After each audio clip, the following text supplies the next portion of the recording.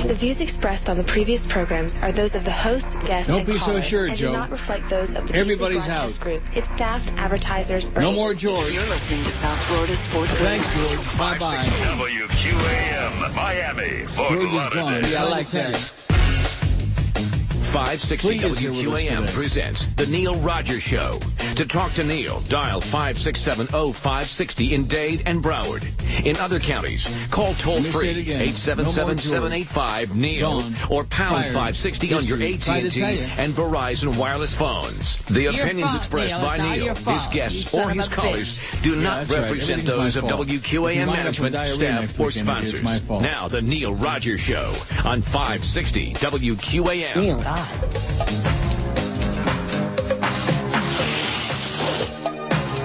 Going to be a real pleasant show, not. Hey, there we go.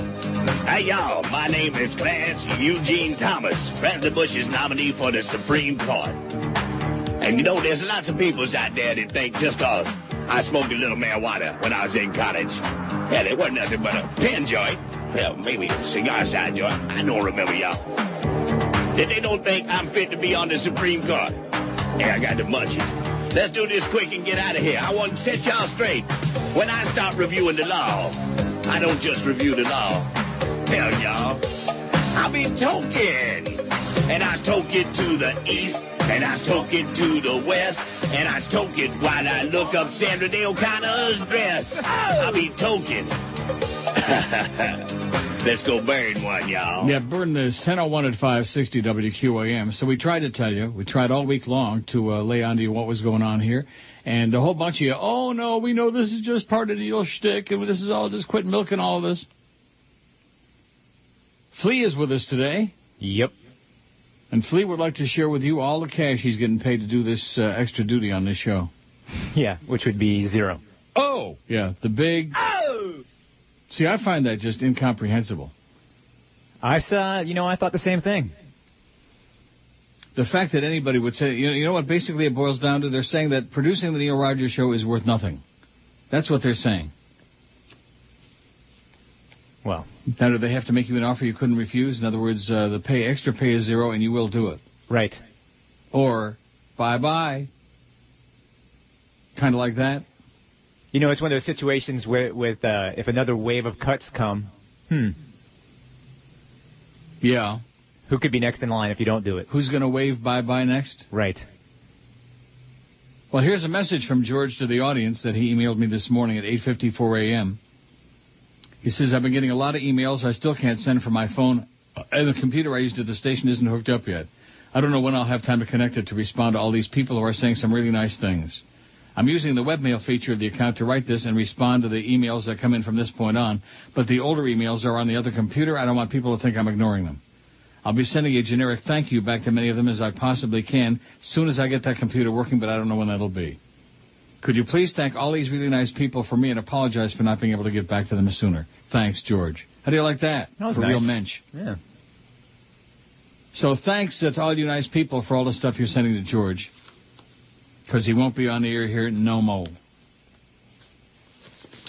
My phone rang about 2:20 yesterday afternoon. I was sitting down in the lobby waiting for Paco to go to lunch, and the phone rang, and it was George. He said, I'm fired.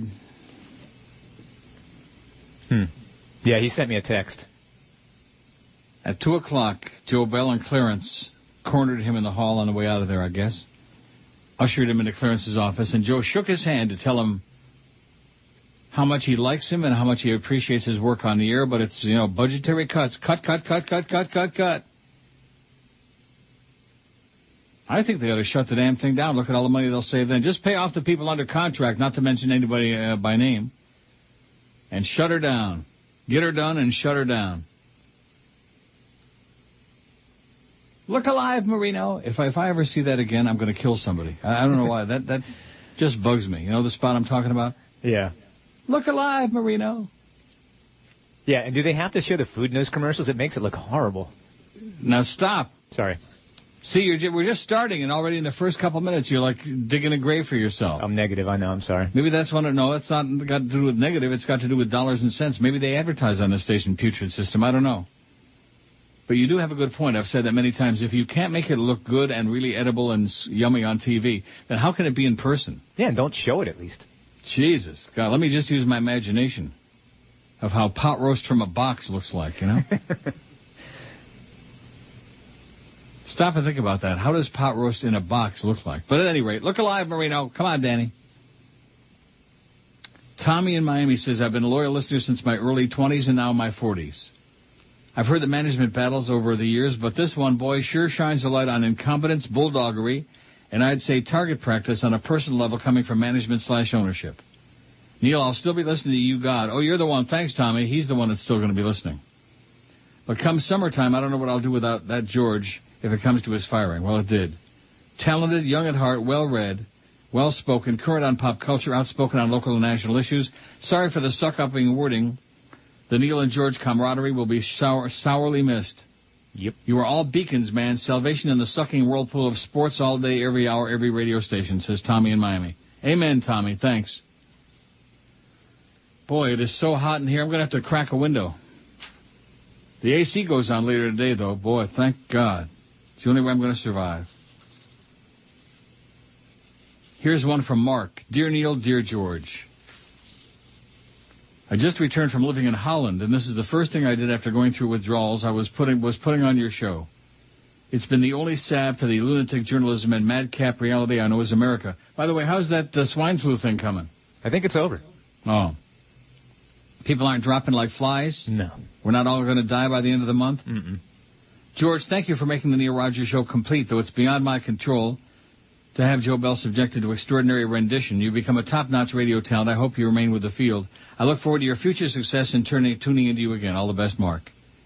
Well, if George lands a gig on the air somewhere, I'll be the first one to tell you where it is, even if it's right opposite us. Even if it's middays on 850 WFTL. There you go. I wouldn't wish that on him. James Crystal Radio. I mean, that's an oxymoron, James Crystal Radio. There's nothing radio-ish about that company or about Steve Lappa or any of those losers over there. They got no money, no numbers. They got nothing. They got a pretty good signal there on 850. Nobody listens to it. Yeah. And MeFo's on 640, which don't even show up in the book. It doesn't even get listed. Wow.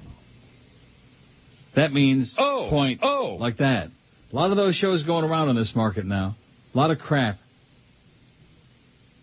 Oh, here we go. Oh, yeah. Crazy person. Percy in Miami Lakes writes, Neil, I've been a fan of your show since the WNWS days. You are truly a South Florida radio treasure. I know you've been making a ton of money all these years. Where's all that money gone? By now you should have had a package stashed away big enough to choke an elephant. Stop putting up with all this BS and buy your own radio station. You obviously know what it takes to run a successful station. P.S. Sorry to hear about George. He'll land on his feet. If I had the money to buy myself my own radio station, you think I'd be sitting here right now? Right. Crazy person, Percy. You're a lunatic. All these people are experts. Oh, you certainly have stashed away $1 zillion, and why don't you buy your own station? Yeah. Why don't you buy a brain, Percy? Here's one that says, what a bunch of crap, Neil. What's happened to radio? Is revenue down by that much, or is it just an excuse? I don't know. Is it down by that much? You got a better idea than I do. It's down.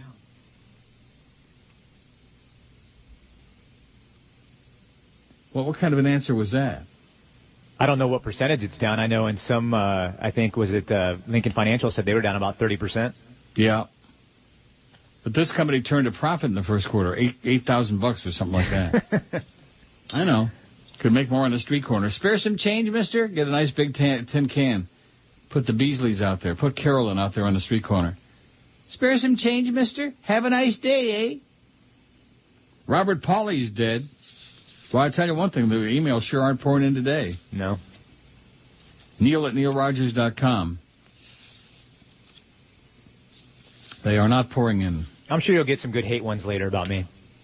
Really? I would imagine. Oh, and wait till Brandon finds out who's going to be filling in for you. Well, for me, when I'm on vacation and you're working and doing this part of the show. Oh, yeah. He'll be real mad. Josh Cordes. Flea and Cordes. Wow. Which I'm a little bit relieved because I thought you were going to tell me, oh, well, probably Clarence will stick the beast in here or something like that. No way, Jose. No effing way. Just remember I told you that. Okay. It's not personal, it's business. He doesn't belong on the air to say, to squeal hello. To squeak. Well, we got a lot of squeakers on this station, including you. You're a squeaker. Yeah, pretty much. The Dow's up 30 points. Robert Pauley is dead. The cause was lung and heart failure, his son Robert Pauley Jr. said. Mr. Pauley was president of ABC Radio in 1961 when the network was ailing. He reinvigorated it, in part by emphasizing live events, especially sports. He paid for the broadcasting rights to sporting events like the classic 64 boxing match between Sonny Liston and Cassius Clay, a.k.a. Muhammad Ali. Estimates put the radio audience for that fight at 75 million. Earlier in 1960, Mr. Pauley had scored a coup by hiring a little-known sports announcer named Howard Cosell, then broadcasting news about Little League Baseball. Mr. Cosell became celebrated for his provocative commentary. Robert Reinhold Pauley, he's dead. He was, how old was he? I don't know. He was born in 1923. That makes him 86. Wow. Wow what? 86? That's a good long life. Yeah, it'll a good long life. I wouldn't mind 86. That'd give me another 20 years. Yeah. Although working for these people, I have my doubts. Yeah, you lost probably about 5 years just in the last week. I would think so. I think that's the game plan. Kill the old fag. Murder the old son of a bitch. I think that's what they have in mind. When in doubt, stress them out. Because for diabetes, there are a few things worse than stress. Ice cream? Byron Pegg and Mustard the Wonder Dog in Meridian, Idaho chimed in. This sucks. Joe Bell sucks. They take something that works and mess with it. Hope George gets a job very soon. This sucks, it says, with a whole bunch of exclamation points. Mark in Miami says, I love you and your show, but this is the last straw. How do you like that? The last straw. Oh, I don't think they're going to beat you up. I think they're going to beat me up all day. Oh, you could have done this and you should have walked out. You should have walked out. You should have done more.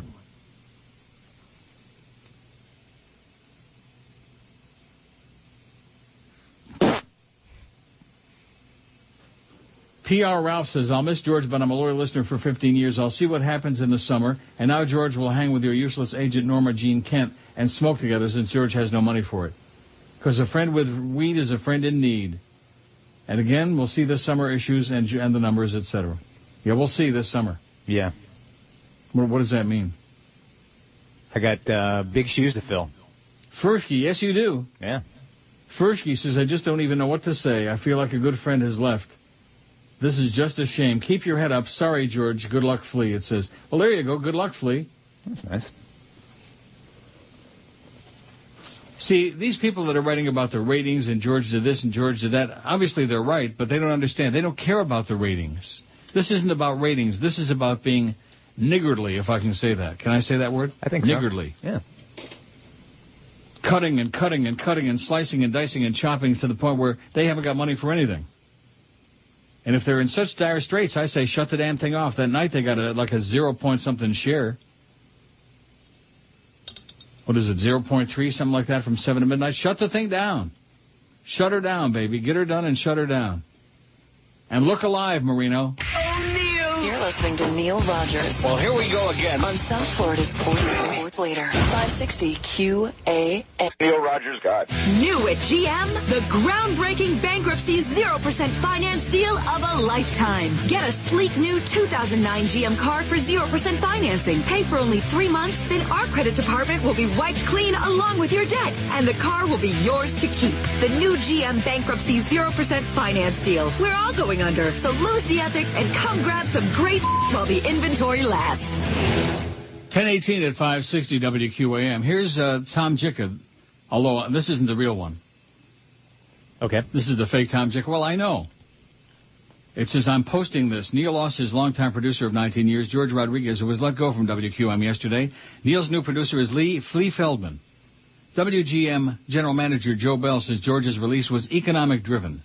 George was making more than most producers because he did a lot more, including filling in for Neil more than 60 days a year. This could be a backdoor attempt to get Neil to quit, but I doubt that will happen, fake Tommy says. No one as smart as Neil, and making that kind of money he does walks out in the snit. That's correct. Mm-hmm. No one with any desire to survive, okay, especially during these brutal, nasty, rotten times. And Fat Man After Dark, which you should only croak, writes me this. So you're going to just let Norm Kent screw up again and allow WQM to be in breach of your contract? Here's an expert on my contract and my life and George's life and everything at QAM. Fat Man After Dark, my ass. A guy without even a real name. Or did they give you your consent to have another producer come out of the... Did you give them... No, I did not give them my consent. Specifically did not. Nope. Fought it tooth and nail, everything I could do. Nothing personal with Flea. As you know, I fought it tooth and nail, right to the end. You did. And I didn't take it personal. If you didn't, then they're in breach of your contract. You need to do something about it. Do you have no sense of loyalty to someone who is... Now, here's a guy who knows what's in my contract. Not... See, I always was under the impression that George was completely safe all these years. And then come to find out the contract is so poorly and loosely worded that he's not, and wasn't, and is gone. Do you have no sense of loyalty to someone who was the first line of defense against all the nonsense at the station while you were safely in Toronto? He took the bullet for you, and you don't even care, do you? All you care about is your next trip to Woodbine. Disgusting. This is my last line of communication with you. I listened in to hear what George's situation was, but now I'll be finding someone else to invest my time in. You broke our hearts, Neil. Well, guess what, Fat Man After Dark? That's my comment to you. Drop dead.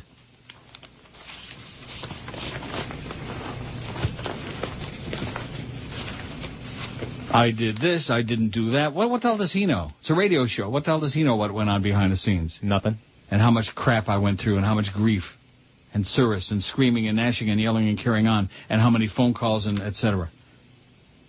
The Phantom, not even the Phantom Informer, but another fake Phantom. Mm-hmm. I've been a loyal listener since the days of Barbara Capitman, spelled wrong, Casino Stan, and the Swap Shop Elephant with Gilbert. I'm 47 years old. I'm saddened to hear that George was fired with a whole bunch of D's. George is a great, kind, and sincere person. I blame Norma Elliott Kent. He's incompetent. Best regards, the Phantom. Yeah, Phantom my ass. And you thought you were going to be on the receiving end of all the crap. It's going to be me. Flea. Yeah. Oh, wait a minute. I had you chopped off there. Uh-oh. I had your pot closed. Maybe that was an act of God. Cliff says, sorry, buddy, we don't skate with broke men. Sincerely, roller derby girls. Ah, ha, ha. Whoa. Brandon says, I know you like to use the word scandalous, but what happened yesterday afternoon is just downright sad. I really doubt cutting George loose was going to put the station in the black. But there always seems to be money to move to a new station instead of try to make improvements to the old one. And it's always the good people that the bad things happen to. Hank, Ken, Eddie, and George. Yet people like your general manager keep getting pats on the back. And Flea, you sure do have some serious shoes to fill. Your entire body couldn't fill one of George's shoes. How do you like that? Are you that small? Are you like a munchkin? I'm small, sure. And while typing this message, a spot aired over the stream playing a clip of you from a previous show, and there was George chiming in the background. Brandon's really PO'd. He don't want to say the real reason he's PO'd is because he heard Cordis is going to be doing with you on these shows. Well, I have a new word that you can use if you want. Someone called Joe Bell this in an email. Yes. And I checked, and we're allowed to use it, according to Clarence. Because we can't say D-bag, but you can say douche nozzle. Yeah, I know. Okay. They used that. That was... Someone called Joe Bell a douche nozzle in, I know. In an email. Yeah, we had that yesterday, a couple of them. Douche nozzle. Sal says, I hate to see anyone lose their job in this sucky economy. I'm one of those who never listened to George when you were on vacation. Thought he had a can't-be-bothered attitude and contributed nothing to the show. In fact, whenever he opened his mouth, he brought your show down. Won't miss him a bit. And no, whoever the new guy is does not have big shoes to fill. He just needs to run the board, do his job, and let you do your show. Loyal listener since 79, love you, Neil, says Sal. Well, that's a little nasty, Sal. A little bit. Very nasty. Wow, that's bullshit, says somebody. Been listening for 14 years and can't believe you guys are a team. And as a follow-up, George has already missed. Well, I'm sure of that. He's missed by me. Yeah. Here's one that says, couldn't those bastards let George finish the week? Heartless. Hate you, Joe. Yeah, well, what was the deal of firing somebody on a Wednesday afternoon? What's that? I'm not sure how that all went down. Sure you are. I really don't. I mean, it was kind of painful to watch, so it was kind of good that they ended it, I guess. But, yeah, why not let him finish out the week? Yeah, I told Clarence when he called me yesterday afternoon to give me the bad news as if I hadn't already heard from George. I told him, I said, this was done so badly and so poorly. Typical QAM fashion. Typical Beasley style. Put the rumors out. Let everybody twist and hang in the wind. Let George, gnash his teeth and wonder which minute was going to be his last. And then all of a sudden, hey, you're fired. Done very badly and poorly. How come everybody else in the building knew about it and not him? I don't know. Because he told me yesterday when he was starting to pack up all his crap, He said, well, everybody is telling me that this is my last day. On a Wednesday. The fake Jim Sarney says, when all these firings started happening at QM, it was easy to say the economy was to blame.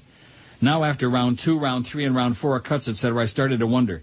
I did some digging. I've heard through the grapevine that Beasley clan are aggressively looking to sell QAM. Oh, please, please. Pretty please. I know there have been rumors before, but this time they want out. I'm not sure if the climate is favorable right now to sell a radio station worth millions of dollars, with millions of dollars in overhead, but the word on the street is they're looking to sell now. I have my big Preakness party planned, says the fake Jim Sarney. I'm even more excited about the prospect of racing back at Hialeah. I miss the days when Jicka and I used to go flamingo tipping. What is that, flamingo tipping? I have no idea. I was going to ask you. I remember the flamingos, they would blow the whistle and they would all like fart or something like that. They'd all line up to eat. They had a trainer out there in the infield with the flamingos. And he would blow a whistle and they'd all like goose step in line to get ready to be fed. Huh. Never saw the flamingos at Hialeah? No. Well, I'll be damned. I thought you knew something. Brian in West Palm Beach says, I'm really pissed off about George getting the Schmidt canned. I listen to QM from 7 a.m. to 3:30 p.m. during the week and quite a bit on the weekends. My protest will be dumping the station with the exception of your show. Station management won't care, but I will have some sense of satisfaction. Best of luck, George, says Brian. Thanks, Brian. Here's one that says, hey, Uncle Neil, can't believe George has been added to the list. Here in Palm Beach County, 2 radio guys, Tim the Birdman Bird of Cool 105.5 and Keith Van Allen of the Gator 98.7 both got canned. Queer Channel must really be hurting. Screw 'em. Kenny and George, who's next? Oh, how I long for the days of Tiger Radio when South Florida was a nice place to call home, says Jim in Boynton. Yeah. Mm-hmm. When it was a nice place to call home. It sure isn't today, I'll tell you that. Keith says, I wasn't one of the folks you were mentioning who was under the impression that this last week a discussion regarding George's pending termination was shtick. Even so, I was holding out hope that QM management might have a bout of temporary sanity and not go through with their latest display of incompetence. How unfortunate for you, George, and the audience that they decided to behave in their normal manner. It shouldn't be shocking, yet still it is. Right. Your description of management seems to be accurate. Niggardly, reluctant to give or spend, stingy, miserly. Best of luck to George and tell Jolly Joe to put a douche nozzle up his Joyce hole, says Keith. How do you like that? Douche nozzle up your Joyce hole. Wow. You Joycing Joyce you. You think I'm going to be able to survive 4 hours of this? I mean, the last 3 days have been draining at best, just draining. By the end of each day, I feel like a sponge that's been squeezed and squozed and... You know what I mean? Yeah, it's been painful. Painful. And the pain is... and the fat man after dark, drop dead, you fat tub of garbage. Idiot. You're listening to Neil Rogers. How could you do this, Neil? How could you sit back? Aren't you going to... 560 QAM. Oh, God. I'm looking at the white whale. It is all Salim. You're working with a guy named Hani Salam. Thought you didn't believe in torture, Honey Pasha. Watch and learn, my dear. What do you do here? I'm a political advisor. This is a part of the world where friendship matters. My sister's going to want to meet you. The Brothers of Awareness. They invented Omar Siddiqui. I am an agent of the CIA. The light is on you, Ain't nobody likes the Middle East, buddy. Well, maybe that's the problem right there. Wow. That was it, huh? Yeah, what the hell was that? I don't know. Real hilarious, real hysterical. Anyway, all you people that want to punish me, thank you so much. This is what I love about people. After all these years, wait till you hear this one that I'm printing out right now. Okay. After 30 years of listening to the show, I'm out. Here it is. Mark, after almost 30 years, I'm going to sign off from your show. After following the BS the last few days, I have to say that the firing of George is just another nail in Neil Rogers' coffin. I very much enjoyed listening to George as he added a really good balance to your show. He added a really great reason to listen. I enjoy listening to you, but nothing comes without pain. WQM has to learn that consequences do exist for every action they take. A lot of people will say nice things about George, but keep listening. That just perpetuates the dismantling of good entertainment and destroys people's lives. I wish you continued success, but it'll have to be without me. Mark. Well, thanks, Mark. Bye-bye. How do you like that? It's rude. Want to punish me because they canned George and they're screwing everybody's life. In fact, when I got that call weeks ago from Joe Bell giving me a song to dance about how he wanted to terminate George, and I said, this is a married man with a family to support. And, of course, they don't care about that. No. They don't care about you. They don't care about me. They don't care about George, his wife, his family. They don't care about anybody. They didn't care about Ken Malden, the Humper, Eddie Kay. They don't care about people. People don't count in business anymore. And the fact that they lost all that money on the Dolphins and on the Marlins and all this crap for years and years and years, that's not my fault. They never lost money on this show. Nope. Lost their ass on the Marlins, $1 million a year, until they finally unloaded it. Yeah. This is typical. Be for real, Neil. This has to be a stunt. George and Flea are probably getting the 2 to 6 hours, says Mike in Hollywood. You're an idiot, Mike. This has to be a stunt. Yeah. Tune in tomorrow and see if George is here. Tune in on Monday, Tuesday, Wednesday. He won't be here. Brandon even says, I think my anger for Cordes has passed. It's very clear there are much more pressing things to be pissed off about. Attaboy, Brandon. Now, if Brandon's willing to even let go with his hatred for Cordes, that goes to show you how PO'd he is about this. Yeah. I mean, for him to say that, that's a lot. Lisa says, this has got to be the worst day for your show. Losing George will not help with the ratings. No kidding, Lisa. Keeping him behind the scenes might help to keep the flow going. Well, what does that mean, keeping him behind the scenes? I don't know. Like behind a curtain somewhere? But losing him will only be the beginning of the end for the sinking ship for the once great Neil Rogers show, says Lisa. Thanks, Lisa, for your optimistic outlook. God, what a bunch of... I mean, I'm just blown away by all of this, but the way some of you people react is just subhuman. Subhuman. And bears out, fortifies my ideas about why I don't want to be down there. Right. Oh, my God. We hate you now. We used to like you when George was there, but now we hate you. Bah, bah, bah, bah. Sam says, I want to say bye to George and thank you guys for the great years together. I actually cried this morning when you read that note from George. I lost a brother. This entire freaking catastrophe is just too much. It's indicative of what's going on in the corporate world. There always are incompetent people at the top making decisions on issues they truly know nothing about. I know it's because you don't do a sports show, but George is more crucial to the Neil Rogers show than Curtis is to Mad Dog or Zach is to Little Dog. The injustice. Carry on, Neil. Love you. George and whoever is on the air with you. He loves you, Flea. Sam. Oh, that's nice. I mean, not that much, but... No. He loves you a little bit. I'll take it. Tim is pissed off. He says, the loyal listeners of the show have limited ability to express our disapproval of the asinine decision to can El Cubano George.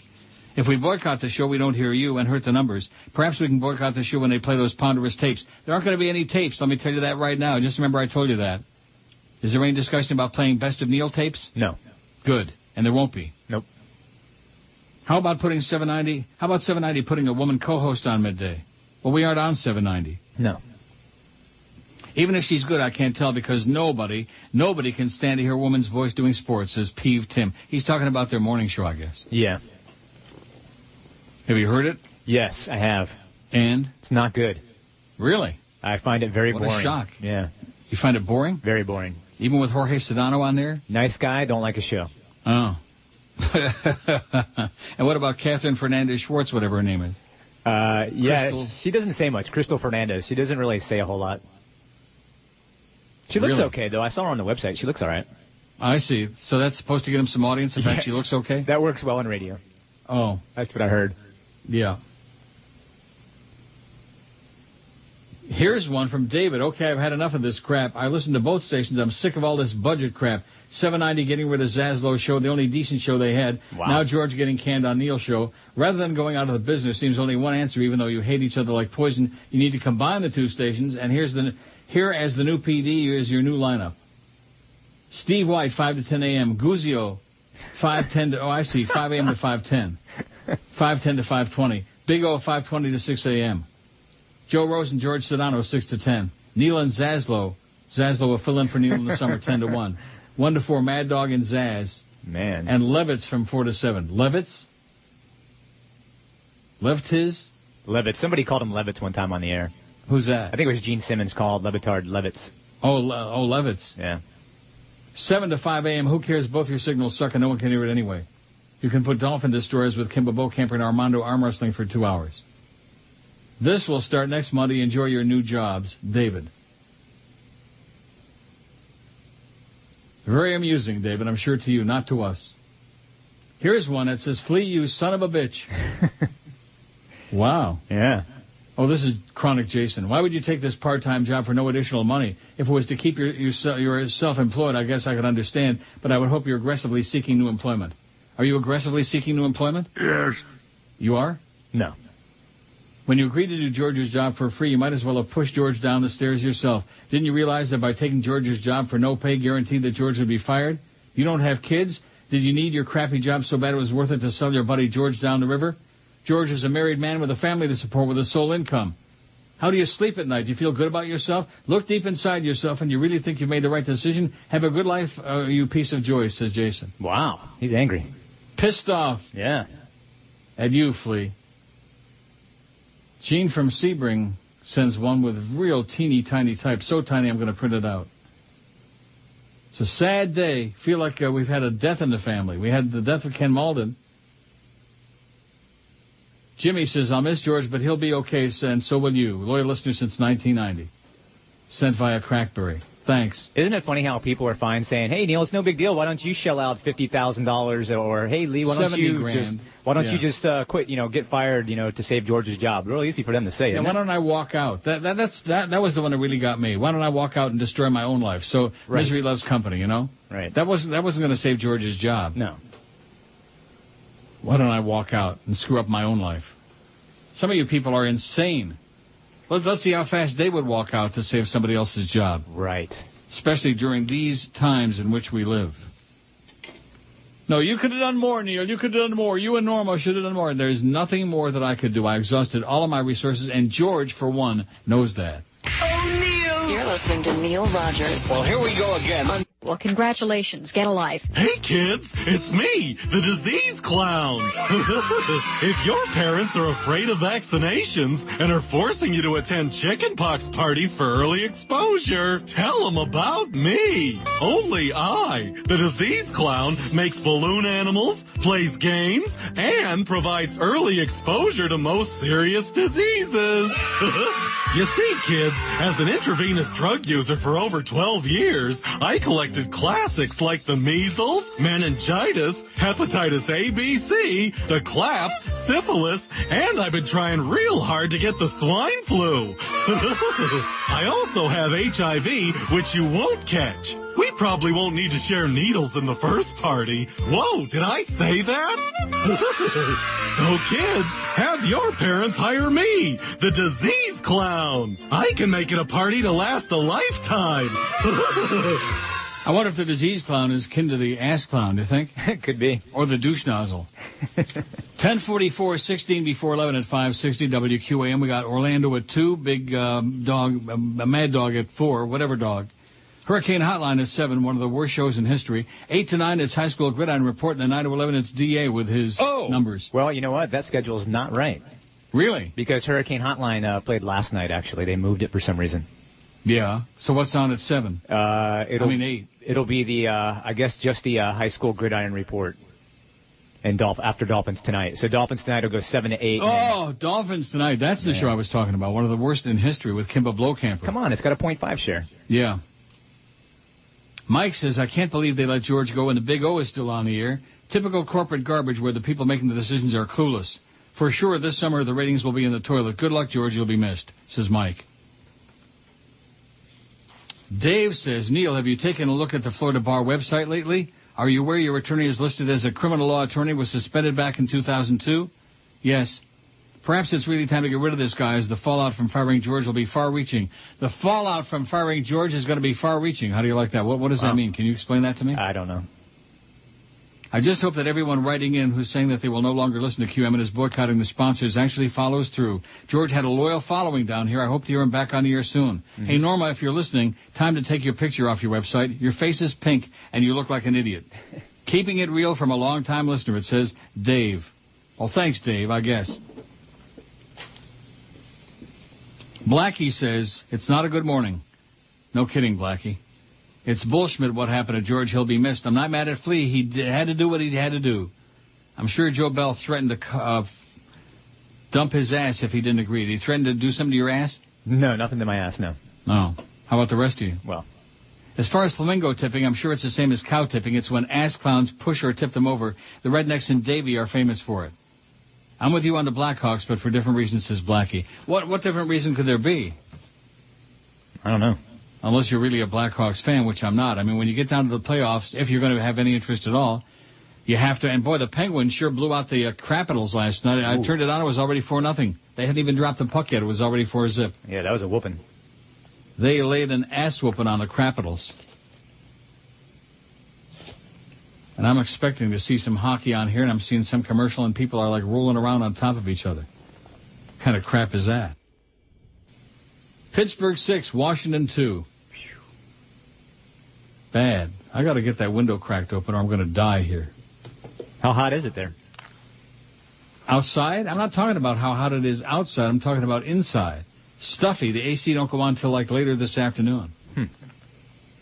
It's 16. It's 61. High will be 19 today. 66. Oh, that's nice. Oh, it is nice. Yeah. Although it's murky out there. It rained this morning. I'm sure Castronova was taking notes. That's probably what put them up there with that big number. Castronova stealing the Toronto weather reports from me. Yeah. That's why they got the big number in the last book. Well, the stuff just keeps on coming. Eric, the grape nut, says, wow, what a shame. I'm sure going to miss George. He's great. Talented, entertaining, and the two of you really had a good thing going. Yeah, we did. Yep. 19 years. Wow. I wish him all the best, and I'm sure that he'll land on his feet. Just goes to show you what a nasty, brutal business radio really is, especially these days. Amen. Well said, Eric.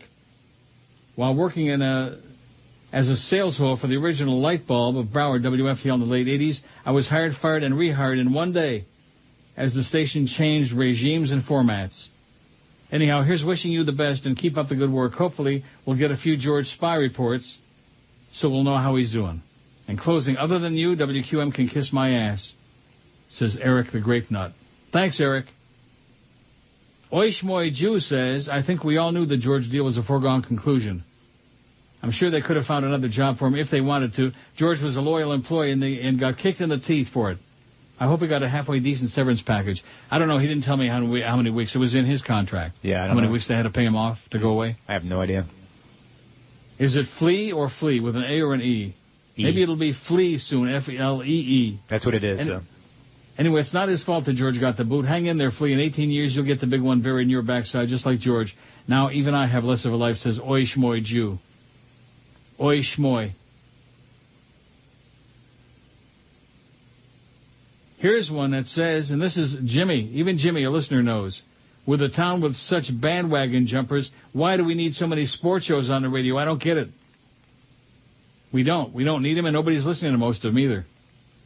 And I bet you that 940's doing a hell of a number. It probably starts with one of those. And now they got that syndicate. What's the guy's name? George Cowpile on a midday across the street? Yeah. Clem Cadiddle-Hopper Cowpile. Colin Cowherd. Cowpile. Mm-hmm. That'll get a big number. That's what I cowheard. Here's one that says, love George, but why the outcry? People are losing their jobs globally. Why don't you pony up and pay him on the side? Yeah, you pay him. All you people that want me to pay him, you pay him.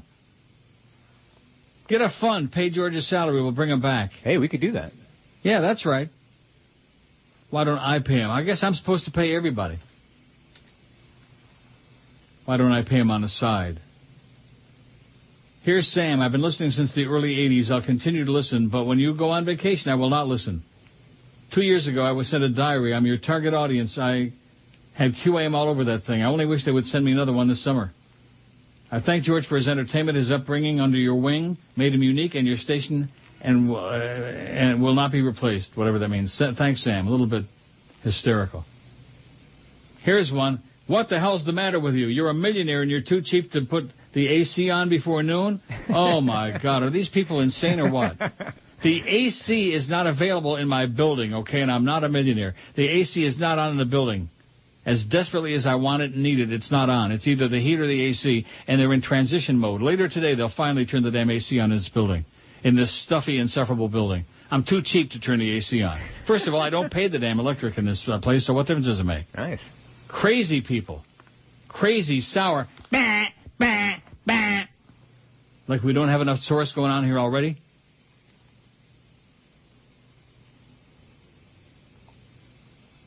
Here's one that says, instead of, from the fake Wayne Heisinger. Wow. Instead of sitting there complaining in your typical fashion, how about looking forward? George made no secret that he hated the email format. However, the numbers clearly show the email format is a hit. Unfortunately, George had to go because he would never be happy with the new format. He'd rather have Prozac Ron ruin the show in the ratings. Oh, yeah, right. He loved Prozac Ron. Yeah. Not. Neil, is Chicken X safe? Yeah, as long as I keep paying him, he's safe. Michelle says, very saddened to hear that George was canned. Even though you were talking about the real possibility of George getting fired, it just wasn't sinking in. I feel stunned and angry. I wish all the best for George. I enjoyed listening to him while he was covering for you. Would it be too much to ask to play George bits today? I don't have any George bits. I have that one I played yesterday. What George bits? I don't know. Regardless that George is no longer with you, I'll continue to listen to you. Well, thank God, Michelle. Let me live so long to see Jolly Joe Bell receive his comeuppance. Yeah. I'll dance on his grave, man. I'll dance at Kazansky naked. I'll stomp. I'll do the Bristol stomp on his tombstone. And drop 40 quarts of bloody oozing diarrhea on it, too. Here's one from Dale. Don't boycott Neil in response to the horrid treatment of George. Boycott those who advertise with, I see. I'm not getting involved in that. Here's one that says, George who? Very cute. Very cute. George who my ass. 1,175 votes on the poll. Who's the most hateful, bigoted, ultra-right-wing radio host ever? Rush Limbaugh, 722. Nobody's even close to Rush. We have 1,175 vote. And Rush has got 62% of them. All Michael right. Savage, 234. Sean Hannity, 76. Laura Ingraham, 38. Glenn Beck, 33. Mark Levin, 30. Do you know who that is? No. I don't either. I never heard of him. Dennis Miller, 18. Hugh Hewitt, 12. Never heard of him either. Michael Medved, 8, with that goofy mustache. And Dennis Prager, 4. Out of 1,175 friggin' votes. If you would just have done this, if you would just do that, and you're too cheap to turn on the air conditioning. That could have been the all-time best. You're too cheap to turn on the air conditioning. Come on, man, spend a buck.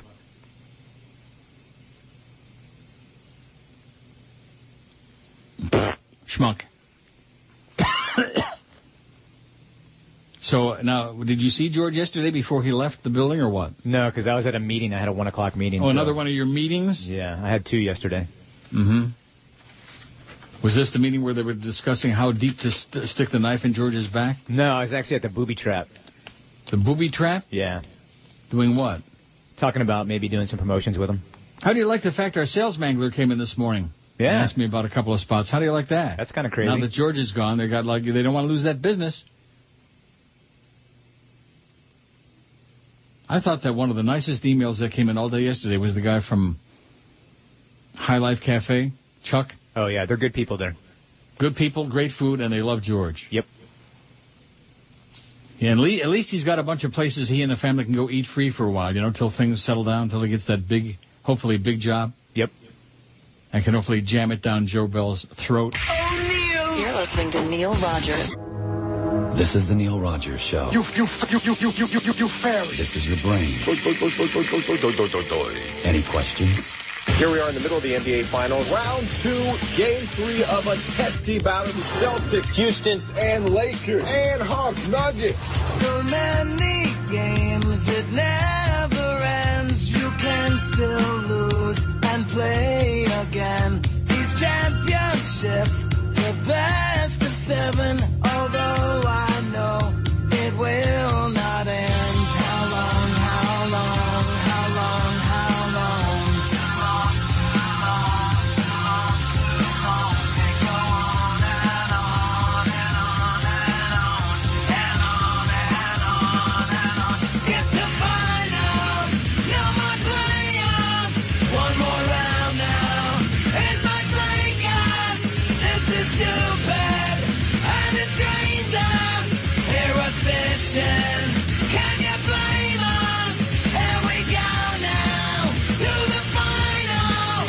Hurry up now. Come on, let's go. Hurry up now. To the final. Hurry up now. To the final. Hurry up now. To the final. Hurry up now. Will you hurry it up? Let's go. Are we there yet? No. Are we there yet? No. Jack, Jack, Jack. 11:01 at 560 WQAM. On Happy Thursday, too. When are we going to be happy again? It'll be a while. Will it? I think so. Maybe after the weekend. Maybe. Now, here's two of them, side by each. Doris in Palmetto Bay and Don Fredo. Doris says, Neil, I just tuned in. Can you recap what happened with George? And Don Fredo says, just tuning in. Can you reset the scene? Why was George let go? I'm in shock. He was fired because they don't want to pay the money. And somebody also asked me, did they offer him a pay cut? No, they did not. Which I don't know if he could have afforded to take it, but at least a pay cut would have been something better than zero, you know? Right. Better than what they're paying you to do it. Yep. They didn't offer him any opportunity to a pay cut or anything else for a chance to stay. They just said, you're fired. That's it. You're out. Another cost-cutting measure by the Beasleys, who don't have two nickels to rub together anymore. Right. I'm sure glad that the Marlins organizations, and there's been more than one, and the Dolphin organization have got all that money that they peed away over the last, 11 and a half years I've been on the station, and they sure peed away a lot of money. They lost millions on the Marlins. Millions. And the Canes, did they make any money on that? No. No, it's just another make-busy project that loses a lot of money. But it's sports. It's the wall of football, baby. Michael says, Uncle Neil, it is a sad day. The reality is the ratings from your show and the number of people who flip the station at 2 o'clock is very ironic. Everything is getting down to the corporate bottom line everywhere. If the mega queer channel can slice and dice, so can the Beasleys. P.S. I just filled out 2 diaries for my wife and I and did the right thing. Check out the ratings in the summer book, a possibility that I tune in on your vacation. Mike W. Now, what's the story with the book that's going on right now? Are we in the spring book? Is it actually taking place or what? Yeah, we actually get the first ratings on a week from today, actually. The first trend? Well, it's not a trend anymore. It'll be a actual book, I guess. What do you mean by that? Oh, don't tell me that new deal is on that we can't talk about. The new deal that we can't talk about is on, and we get the first results from the thing that we can't talk about a week from today. Really? Yes. Holy moly, Rat Man. Are you schmitting me? But apparently there's still paper diaries out there as well doing a side-by-side thing. I don't know, but the 21st. Yeah, evidently, because this guy just said he and his wife filled them out for us. Right. So the 21st, we get the first thing that we can't talk about results. Wow. And how are those going to come in? Are they going to look the same as the old stuff? Yeah, should look pretty much the same. Just a guess. You're just guessing. Right. You're stabbing. I'm stabbing there a little bit. I got to open the window or I'm going to die. I swear to God, I'm going to die in here. It's so, you know what clammy means? Yes. Clammy. I'm ready to scream for my mammy. That's how clammy. And between that and George getting canned yesterday and all this falderall and fallout, it's your fault, you son of a bitch, you heartless, rotten bastard. You're probably happy. Yeah, I'm thrilled. All these years, 19 years of building whatever the hell we had, and then having this great winter book that we just finished having, and leave it to these people, leave it to these bastards to find a way to stick their foot up your ass at a time when, we should be happy. At a time when we should be having a ratings party. Instead, they're having like a wake now that they just buried Ken Malden. How many more people do they need to kill before it makes them happy? About 30, man. You ever stop and think about that? No. How many more people do they want to put in the ground until it makes them real happy? I'm going to open the window now. Can you, now what are you going to do when I do these things? Like when the phone rings and I run out in the other room, or what are you going to be doing? Well, normally I would play music like George does, but he took the computer. So I don't have any music, I don't think, that I can play right now. I'll do something. I think I got some music right here. You don't have any Denons in there, any CD players? Yeah, I think I got that. You have those Denon decks are still sitting there to your left, I would think? Like that. Oh, my God. All right, let me open the window as wide as I can. Okay. I'll be back. All right. I'm not going anywhere. Just. Oh, I hope I don't trip and break my neck on this.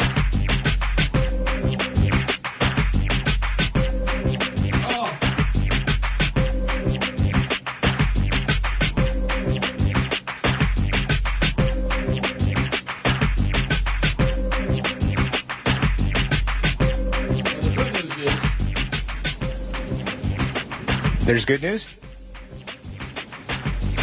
The good news is it feels like there's a good stiff breeze, There's a stiff breeze coming from the outside, I think. Yeah. Enough to make the curtains flap around a little bit. I wish it was like a hurricane out there. We don't have no hurricanes here. No. I wish it was like a freaking tornado. But by tomorrow at this time, the AC will be on, allegedly. Oh, a millionaire like you and you're too cheap to run the AC before noon? That has to be, that's got to be the all-time winner. And that covers a lot of territory. Ginny says, I used to live in Miami and no longer shocked at what's going on in the world. I listen to you religiously and now do so on the internet since I was forced to move to this bumfug state where my rent in Miami tripled. Where is she? She doesn't even say where she is. But I was appalled at George being dumped. It just adds to my thoughts of big business, which sucks. All in the name of money, no loyalty. I'm a lesbian, have been in the same boat, and just don't understand all those who are hate mongers. Money is the name of the game, but Neil, baby, hate is really numero uno, says Jeannie. That's right. Hate is what it's all about, especially in South Florida. Steven says, George will get hired by Paul and Ron. This would be the ultimate slap in the face to you by Paul and Ron. Why do they want to give me a slap in the face? I don't know. They love me. Yeah. They're big fans of this show, Castronova. George's firing is a tragedy and a sign you should fire your agent Norma, but you won't because as tough as you like to sound on the radio, you're afraid to fire him. And why is that? I don't know. F. Joe Bell and F. Norma, it says. I'm afraid to fire him? I'm afraid of Norma. All these people are experts, like I've told you before. Critiques and complaints and life and show advice.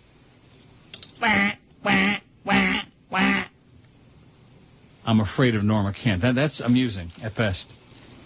Joe D'Agiola says, last night I was flipping through the channels and came across Orlando Alzaquiri providing asinine commentary as part of an ESPN roundtable. I had never seen the Big O before, but he looks like a typical obese Cuban mafioso asswipe. What struck me wasn't the stupidity of what he was saying. Only an athlete who's won a championship can be considered a star, he said. I guess Ernie Banks was just a schlep then. Right. But the fact the idiot bitch who was conducting the roundtable kept saying that Orlando Alzaquiri was representing WQAM in Miami. WKAM. Hey, the bastards you work for deserve all the misidentification and humiliation they get after yesterday, which will heretofore be known as Bloody Wednesday. Hank Goldberg was also on talking about the Preakness, and he kept referring to Rachel Alexandra as Rachel Alexander. She really must have great boobs after all. It says, I can hear the call now, and down the stretch they come. Bow Wow Pekow Kick is out in front. Yeah. Rachel Alexander. From the Herald, from the illustrious Herald. Good luck to George. He's a smart guy. I'm sure he'll come out of this just fine. Good luck to Flea as well. He'll need it, it says. You hear that? Yeah, I will.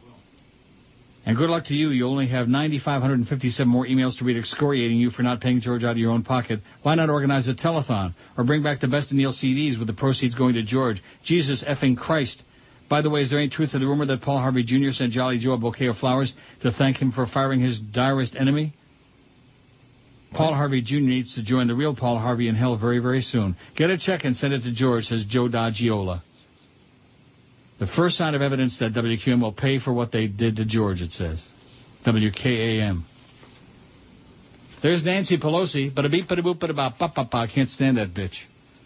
Or somebody we can't stand. Jimmy Syphilitic says. God. You know who Jimmy Syphilis is? Manny Munoz over there at IOD. Oh, really? He actually outed himself a couple of days ago. Now he's back as Jimmy Syphilis. So sorry to hear about George, but he was small potatoes. I hear the Beasley Broadcast Group has no interest in buying out your contract, or anybody else's for that matter either. If you're unhappy, you'll have to quit. Well, guess what? I'm not doing it. I hear WQAM has already plans for middays. Your show breaks up the wall of football on WQAM, and the Dolphins aren't happy with you on the station. Perhaps you and George can be reunited on James Crystal Radio or that station in Orlando. Bring the Big O with you. Good luck, you'll need it, says the fake Jimmy Syphilis.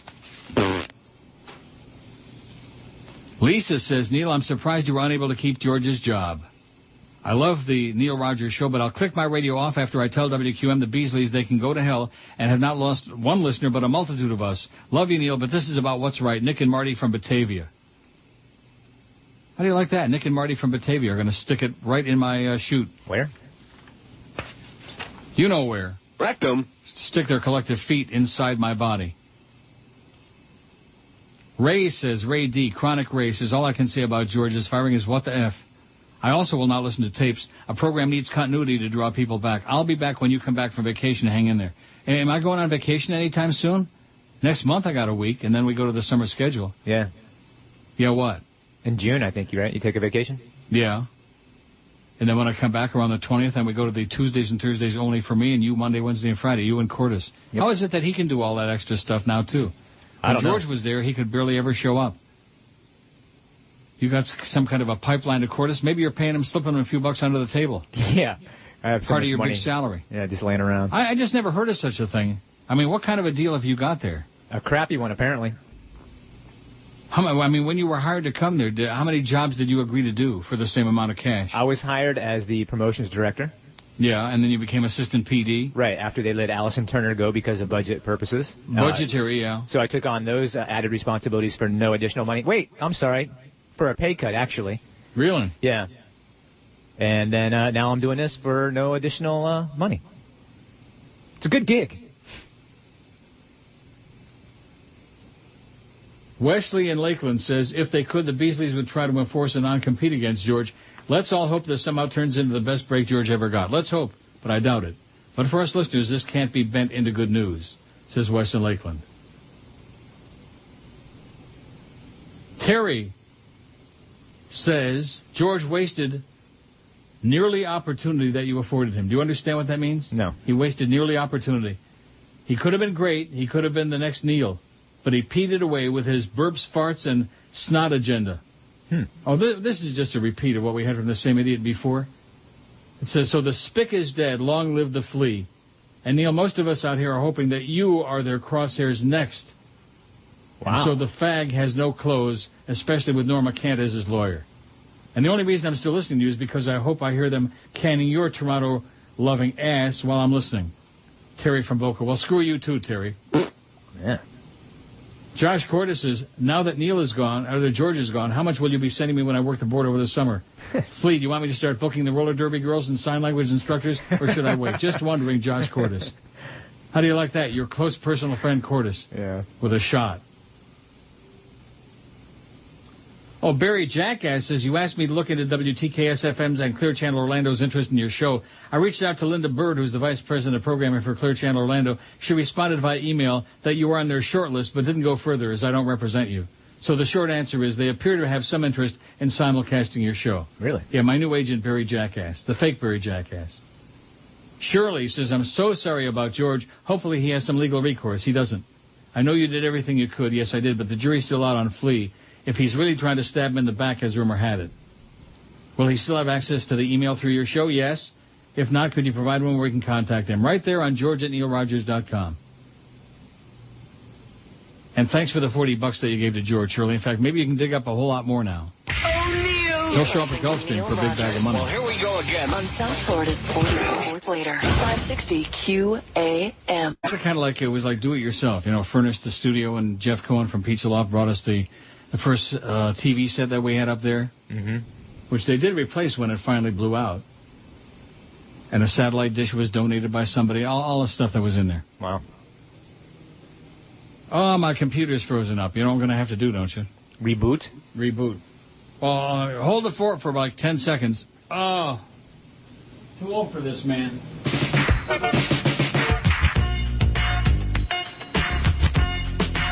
Oh, yeah.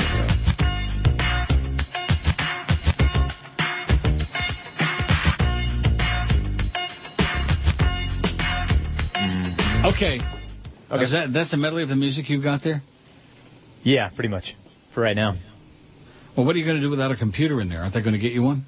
Oh, that's right. You're moving to the other building. Yeah, so they'll wait till Monday, I'm sure. So what's the story going to be in the other building? You've got that one little cubby hole and that's it? Yeah, it's tiny.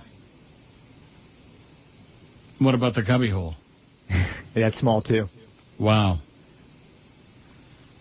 Sean says, been a listener since you started week 1 at QM. It's a shame the powers that be don't realize what George meant to the show, but every dog will have their day. Wishing all the best. See, it's something you don't understand, Sean. It's got nothing to do with what George meant to the show or not. They don't care.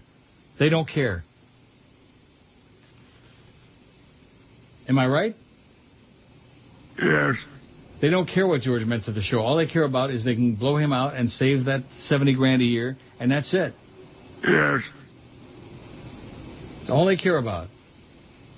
Cutting and slicing and dicing and saving money and destroying people's lives. They don't give a crap about him or his life or his family or anything else. Any more than they give a crap about me. Oh, I'm concerned about Neil's health.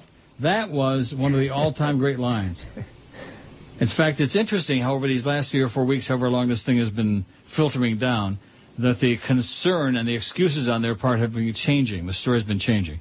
Oh, I'm so concerned about Neil's health, and I really like Flea better on the air, and Neil's missing so much time, and we got the summer schedule coming up. And then he tells George to his face yesterday how much he likes him on the air. Mm-hmm. It's strictly business. Not personal. Strictly business. They got some people in there. They've got some dead weight in that building. I'm positive of it. That's just unbelievable. Yet the guy that shows up every day and does a hell of a job and produces for it, helps to make them money on this show. Mm-hmm. Screw him. Screw him, right, Jolly Joe? Screw him. Barry McCockner says, I love George, I miss George, it's not your fault. Flea is the man now. Thanks for using my favorite term, douche nozzle. Oh, that's right, that was Barry McCockner's term, I forgot. Sorry, Barry. That's where that came from, douche nozzle. I love it. From the astonishing Barry McCockner. How long until we're banned from saying that? Oh, I don't know, till Joyce finds out that we're saying it.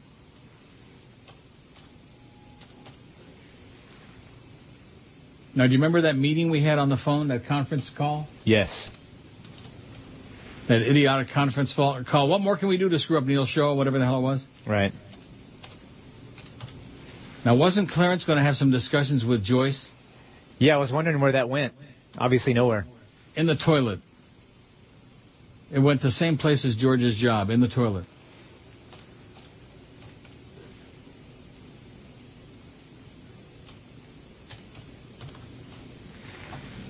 One moment, please. I'm rebooting. I'm doing stuff. Okay. Is that okay? Sure. Whatever you got to do. Whatever you got to do, do it. We'll kill the old faggot. We'll kill the son of a bitch. No, you won't. No. I'll keep showing up every day. Dow's up 47 points. See, things are looking on the bright side. Not. Here's one that says, Mr. Rogers, I've never emailed your show. I enjoy listening to you, and although I usually tune out George when he's alone, it's generally because I'm probably too old for his topics. I also don't presume to tell you what to do, but it would seem to an outside observer that you should seek out an expert entertainment attorney. Mr. Kent doesn't seem to have served you very well. Meanwhile, he's pursuing his practice. George is sitting home, and you're suffering the frustrations that his handling of your business has brought you. That's Norma Kent. All these years, he had me convinced that George was safe, that it was my choice. Mm-hmm. All these years. And up until this week, I always believed it. I mean, I read the language, the verbiage myself. I got it in the drawer there somewhere, that stupid-ass contract, and I guess I can wipe my ass with it. Ray says, I'll admit I'm not a huge George fan, but I have no problem with him. And most of all, I believe the job he was hired to do, he did very well. That was to produce the Neil Rogers Show. I couldn't tell you about it on a personal level, but from a radio standpoint, George knows you like nobody's business. His job was to make the Neil Rogers Show run smoothly day in and day out. He did that as good as anyone. Sometimes that means actually doing the show. In truth, I didn't always listen when George was on, but that was my choice. And a whole lot of people did listen and enjoy it. After all, he was the second-string host, and when the starting host was out, he's not supposed to be better than you or would have been called the Jorge Rodriguez Show. Nothing against Flea, but no doubt your job just got a whole lot more difficult. After 19 years together, George knew what you needed, when, and you didn't have to ask. Maybe in another 19 years, Flea will know you that well. You think? 19 years? Maybe. I'd only be 85. Lastly, a little more than a year ago, I suffered the same fate as George just did. Fired because the boss wanted to save money. Never offered me less money to stay, just a pat on the back for the good job I did, and a boot in the ass as he kicked me out the door. Good luck to you, Neil, and to George and Flea, too. You're going to need it, says Ray. Good luck, you're going to need it. That's never a good... That doesn't, doesn't sound good. No. Good luck, you'll need it. So how's the general... I mean, you said something before the show today that I think sums it all up very well. You can't complain about the morale here because there isn't any. Right.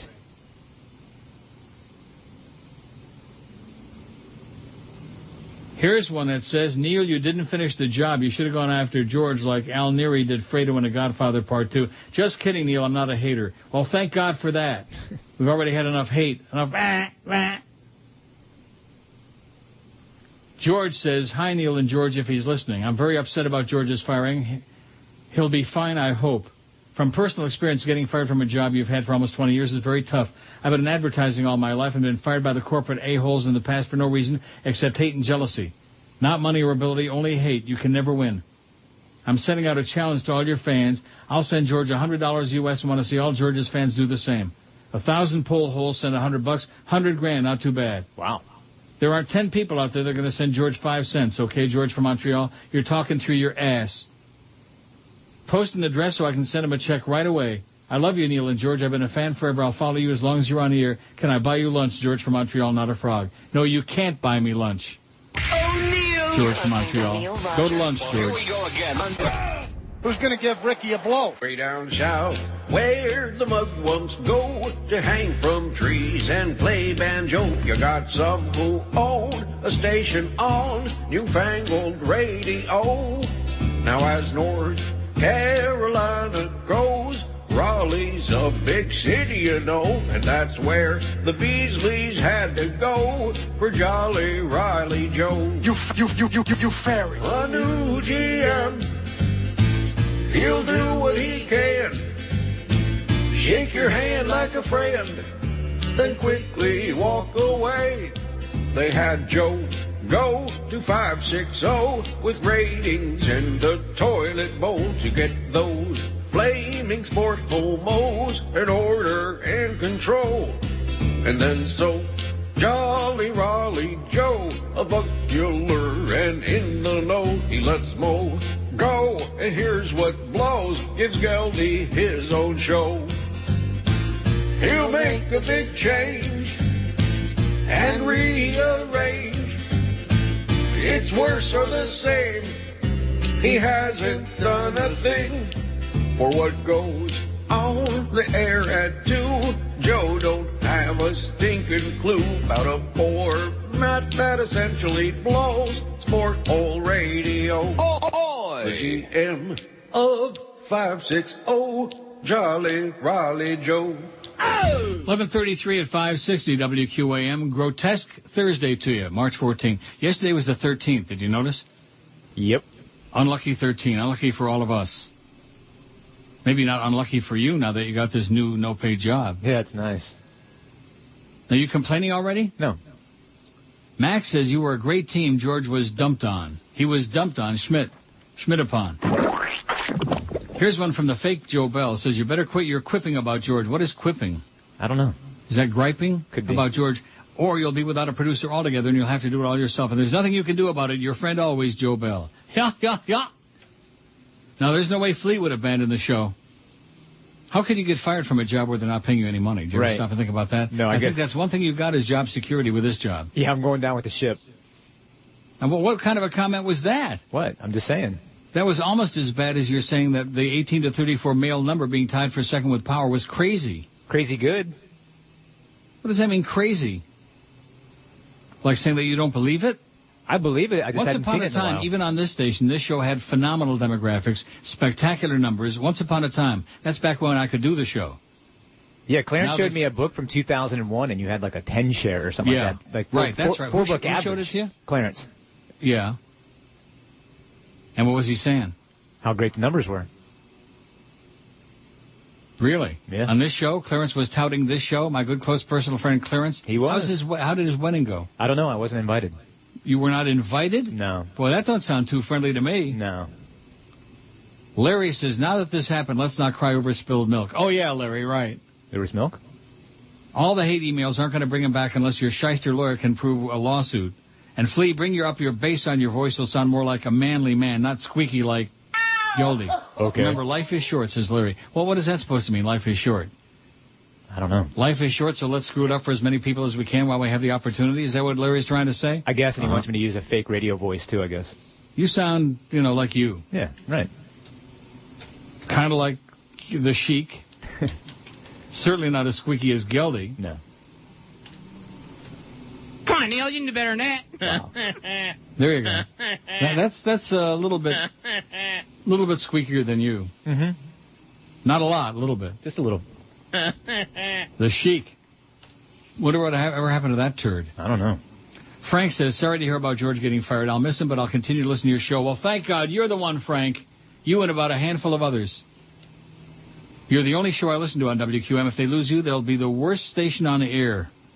Hopefully they'll hire someone who knows radio instead of some idiot who knows nothing other than a wannabe jock sniffer. What does that mean? They'll hire someone who knows radio for what? I don't know. Keep up the great work. Radio needs more entertainers like you. Take care, Frank. Well, how do you like that? Thanks, Frank. Frank still likes me a little bit. He's okay. Not a whole lot, a little bit. Pete from Boca says, just another example of corporate America's complete disregard for the worker.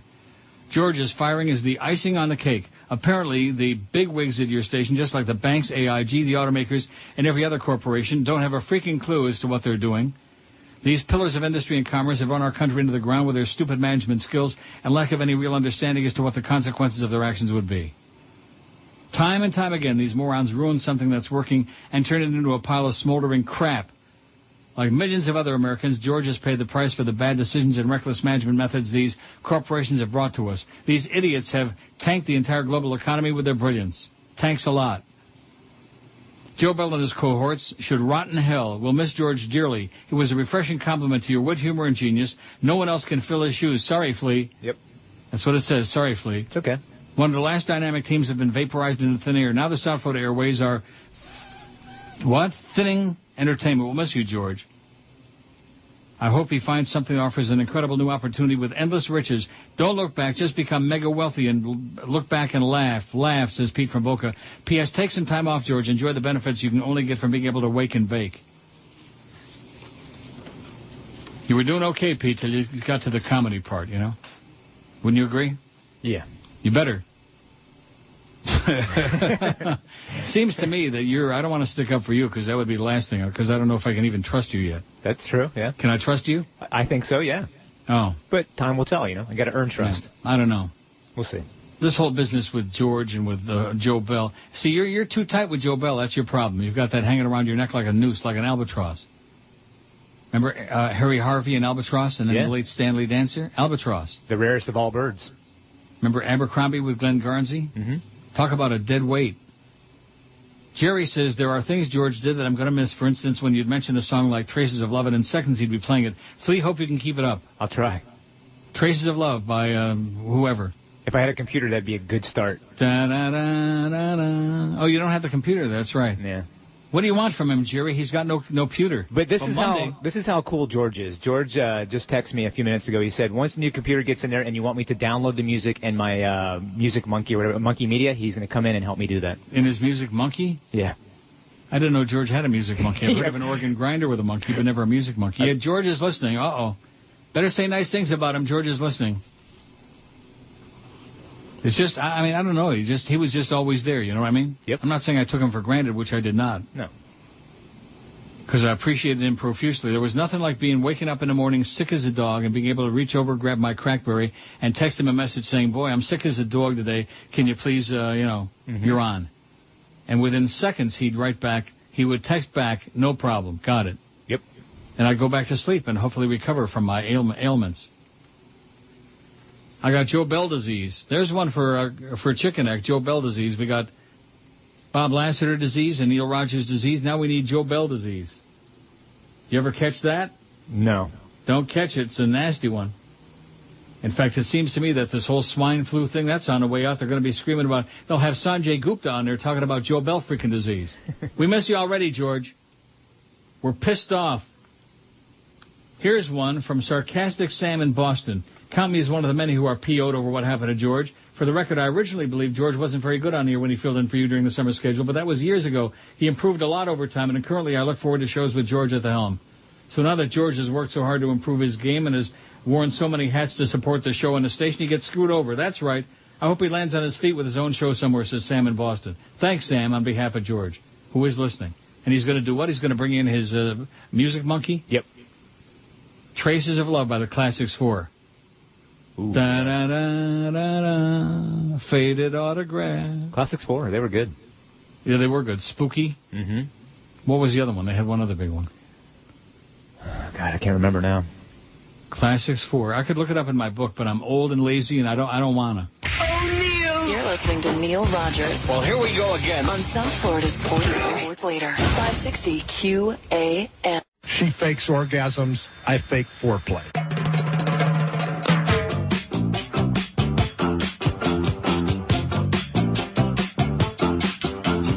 All my friends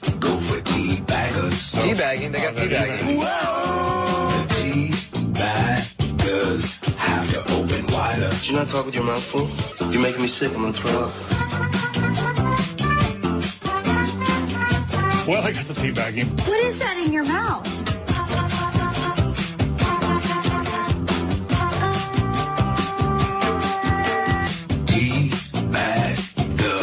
Is a ball roller. Certain things you never expect to come out of a person's mouth. The teabagger slides onto her molars. Why can't you ever just keep your big mouth shut? Can't keep my mouth shut because I've got such a big mouth. Teabagger goes to her knees, yeah. The next thing I remember is having my knees in my ears. The teabagger has pubes in her teeth, yeah. You have something in your teeth. Oh, my God. I don't have a good feeling about this.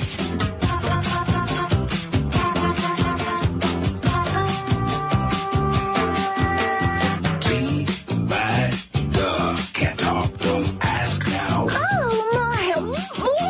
The teabagger can only gasp now. It's hard to talk when you're teabagging.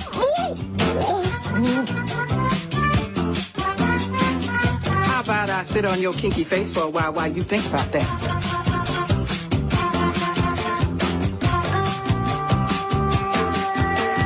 Take a little dip, shake 'em round a bit, make 'em do a flip, then squeeze. Take a little dip, shake 'em round a bit, make 'em do a flip, then squeeze. Thanks. Oh, my God, that's awesome. Okay, 12 minutes before noon at 560 WQAM. So let me ask you this. What measures are they taking to try to get me out of my contract? Oh, I don't know. You don't know? No. Come on. I don't know. I mean, they want me out, right? You know that. Doesn't make any sense to me. You're the highest rated show on the station, so It's not about ratings, man. It's about money. I don't get it then. I don't understand it. Barry Jackass writes this. Rodriguez exits WQAM. This is probably the fake Barry Jackass. Who the hell knows? All Access. What's All Access? That's an industry website. Has confirmed that longtime Beasley Sports WQAM AM Miami Neil Rogers Show producer Jorge Rodriguez has been let go by the station as part of cost-cutting measures. Rodriguez served as a sidekick and fill-in host for Rogers for 7 years. 19 years to be exact. APD Promotions and Marketing Director, Assistant PD, Flea Feldman, has been named Rogers' new producer and fill-in host on Rogers' days off. Feldman worked with market manager Joe Bell as PD morning man at alternative WJBX Fort Myers, has also served as APD MD at Old Clear Channel Rock WZTA Miami, and on the air at Rock WXTV in Tampa. Rogers has been complaining on the air about the station trying to let Rodriguez go and claims to have a clause in his contract allowing him to choose his own producer. South Florida Sun-Sentinel columnist Tom Jicha reported that the station and Rogers have battled over whether to use best of tapes or live host during Rogers' annual summer time off. No, we aren't battling over anything. There are going to be no tapes. Right. Rogers prefers a live show, and Rodriguez has hosted the show during the summer for 7 years. Let me say it again. No freaking tapes. I think Joe Bell's got tapeworm. I think that's the problem. Maybe that explains the size of his rectum. Chris in Fort Lauderdale says, considering all the responsibilities George handled and his solid ratings filling in for you, I find it impossible to believe he didn't generate more revenue for the station than he was paid in salary. Therefore, I don't believe just QM's justification for George's termination. They don't have to justify anything. That's the way business is nowadays. They look at you cross-eyed, you're fired. I believe the move was out of vengeance and bitterness and was completely personal. After years of enduring your scathing yet justifiable criticism of sports management, these sport-tards finally found a way to stick it to you. I don't blame you and I don't blame Flea. I blame Norma's incompetence, but mostly I blame Joe Bell. There are many crazy people in this town. If I were Joe Bell, I'd keep my head on a swivel for a while. Good luck, Neil. Fondly, Chris in Fort Lauderdale. You know, last night I sat down and I typed out a 1 or 2 sentence thing announcing that George had been terminated. Mm-hmm. And I sent it to Fat Chris, thinking he would put it on as one of the stories. You know, I forwarded it to our news thing, you know. Right. And he read it, and he responded to me like it was a personal thing, but he didn't put it on there. I don't know why he didn't put it on there, Fat Chris, but nevertheless, that's okay. Doug says, sorry about George. The other Classic 4 song was Stormy, and then they eventually became the Atlanta Rhythm Section. They did? I didn't know that. The Classics 4 became the Atlanta Rhythm section. Are you Schmidt and me or what? Wow. I'm so into Stormy. you. What? I am so into you. I think that was one of their songs. You sucking up again? T. Lamont, no relation, I'm sure, to farting Dave Lamont, says, I'm sorry to hear about George. Just as everyone else is, I'm deeply appalled at this management's way of doing things. Appalled spelled A-P-P-A-U-L-E-D. They're probably doing the same, if not all of their stations, which leads me to this. You think they're having to deal with the Performance Rights Act bill that's affecting their other stations would be indirectly having an effect at QAM? I drive for a living. I'm usually listening to your show at least 3 of the 4 hours you're on. I've been a faithful listener forever. I've never called but still enjoyed the show for many years. I'll probably continue to listen, but probably a lot less. No disrespect to you, Neil. Keep up the good work. And, Neil, let me just say this, and you can mark it down. George will resurface. Probably continue to listen, but probably a lot less. Thanks a lot, Lamont Cranston. Cliff and Kendall, who's a real fan, says, anyone who thinks Neil didn't move heaven and earth to try to help George is no fan. A pox on you all. Right. Yep.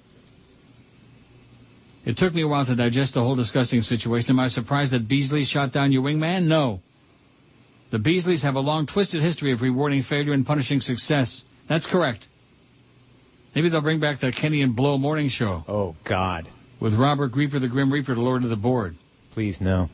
I have to say that George displayed amazing grace and dignity over that 3-day-long abortion of a firing. I will truly miss his valuable contribution to the show. George, when fate closes a door, fate will open a window. May this change in direction turn into a great opportunity for better things. Neil, the fact that the Beasleys are trying to make you quit is blatantly obvious. It's not going to work. Boy, are they wasting their energy. Don't they know they're just fanning the flames of that famous Neil Rogers determination? That's right, I'm a survivor. I'll be here. The show must go on. I know you're going to squeeze every damn dime out of the Beasleys they agreed to. That's right. They'll rue the day they threw George under the bus. Based on the sounds coming from your Toronto location, maybe George should look into being a fire alarm tester or fire truck driver. Maybe he can polish doorknobs and bang on the floors in your condo building. Sounds like steady work. Thanks, Cliff and Kendall. He's a good guy. Mm-hmm. He's a regular, not one of those front-running phonies, you know, when things are going good. Oh, you guys are the greatest. And when things are going bad, oh, we're never going to listen to you again. You suck. We hate you, and etc. Barry Jackass says, I wanted to say goodbye to George. Boy, Barry is just all over the place today, just foaming at the lip. Yeah. I wanted to say goodbye to George. I'm sure he's listening today. He is. I was starting to really enjoy him and Flea on the air. He was finding himself. He got a raw deal. I hope you and he will be reunited down the line. I must say, with everything that's happened, please do yourself a favor and find a real agent. If you're able to simulcast your show, perhaps it would give you a revenue stream to hire George direct. Does your contract with WQAM allow for simulcasting on non-BBG stations? Yes. You might want to ask Flea about this. Why would I want to ask you about it? I don't know. What told you know about my contract? Nothing. Everybody else is an expert on it, though. Your contract says this, and your contract says that, and Norma didn't do this, and Norma did blah, blah, blah, blah, blah. Anselm says, hello, Uncle Neil. Allow me to take this opportunity to first off wish you a very happy Thursday under the circumstances following the dismissal of Jorge Rodriguez. In addition, thank you copiously for many years of hilarities. Many years of hilarities. I've been a loyal listener for the past 18 years, although I'm saddened to know that Jorge Rodriguez lost his job yesterday, given the nature of the economy. However, I'm pleased to know that he's no longer associated with the show, really. Huh. For the past 7 years or so, George had been to the Neil Rogers show, while Paul Schaefer had been to the David Letterman show. The moment you allowed him to be a little more interrelated with the show, all of a sudden he suffered from CSU, can't shut up. Really? I didn't get that. I wish him the very best in his future and endeavors. In the intervening time, the show must go on, and we'll survive without him. Yours truly, Anselm. Anselm gives George a couple of real shots. Yeah. Paul Schaefer, my ass. At least George's got some hair. John says, I'm astonished your agent couldn't write a contract to ensure your choice of producers. I always thought he had. This is a grade school contract law. What an idiot this man is. George will be missed. I'll continue to be a faithful listener and hope you keep us all informed about George's future, whatever it may be. I will. I feel like I've lost a friend. Good luck to him, says John. Thanks, John. I never thought there was any doubt that was something I had control over, but now I've lost total control. Content of the show, producer, what we can say, what we can play, if we can fart, if we can't fart, if it can be moist, whatever. Here's one. It says, just curious, what legal loophole did the powers that be use to wiggle out of the contract provision for George? Oh, here's another contract expert. Right. What legal loophole? Ask Norma. Let's give his number out on the air, and you can all have a good chat. He wants to be on the air anyway. Norma. You're listening listening to Neil She's Rogers. a real broadcaster. Here we go again. On South Florida's Sports Later. 560 QA. This is Coach Don Schuler, and I sound like Bob Hope on acid. And I want to tell you, it's the 12 to 1 hour, or whatever it is.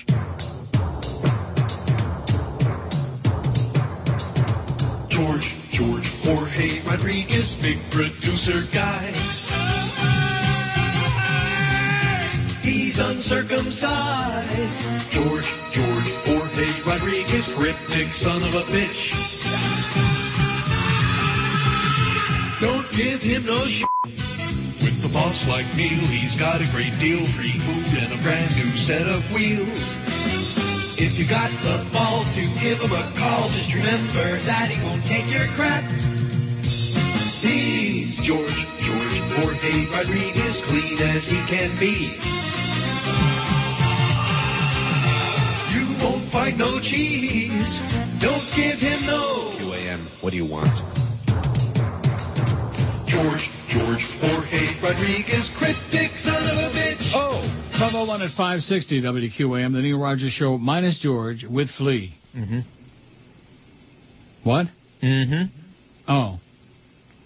The fake John Maynard Keynes writes, sorry to become somewhat chronic with emails, but some things need to be said. I wonder if Joe considered the potential loss that sacking George could cause to the station. While lots of people were initially put off by his sitting in for you, it seems he won lots of listeners over in recent years. That is correct. What really does WQAM save by getting rid of him? What do they lose? This is the type of short-sighted thinking that's infected the world of management. Fret over dimes at the expense of dollars. I hope George finds his own show and fast, spick and spuds, even on podcast. I'd subscribe. Thanks again for the entertainment, Neil. You're the best, says the fake John Maynard Keynes. Maybe we can get George on Sirius. Maybe Greg Budell can come up. I have a friend that works there. Do you? Mm-hmm. And? I can make a call, although they won't pay him much. And he'll have to move to either New York or Washington, D.C. Oh. Here's a real joke. Why isn't Georgia Beasley helping George out? She tried. She did? Yep. What did she do? Called her grandfather. And? Guess it didn't work. She has no clout? I guess not. She called her grandpa on behalf of George. Well, isn't that sweet? She's a nice lady. Mm-hmm. A little crazy, but she's nice. Is she really? A little nuts. But in a good way. What is that? What? She's crazy, but in a good way. Keep in mind, this is your first official day on this job. And you're ripping Georgia Beasley and calling her a crazy bitch or whatever you said? Is that what you said? Okay. Isn't that what he said? We got it on tape. Are you sure? Pretty sure. Uh-huh. Traces is Dennis Yost, who died about 6 months ago. This is from my death man, Boz, Florida, who sends me all the obits. I'm sure we had that on the air when it happened, but it slid. Did you remember that Dennis Yost of the Classics before it croaked? Uh-uh. Not me either. He died about 6 months ago, Dennis Yost. I just vaguely remember it now. Remember getting all excited on the air and agitated. Oh, not Dennis Yost. He was good. He had a good voice. Mm-hmm. Rick says, a 10 share in 2001. What the F are the Beasleys doing? An idiot once said that if it ain't broken, things are going well, then tweak it. Any smart broadcaster would look for ways to keep your numbers going and for ways to improve upon what was making the station money. Now with management restricting your material, cutting out an integral part of your show, George, and just generally making your life miserable, they think that'll improve their bottom line? Nothing against Flea, but I can already tell that the show is not moving as smoothly as it has in the past. You hear that? Wow.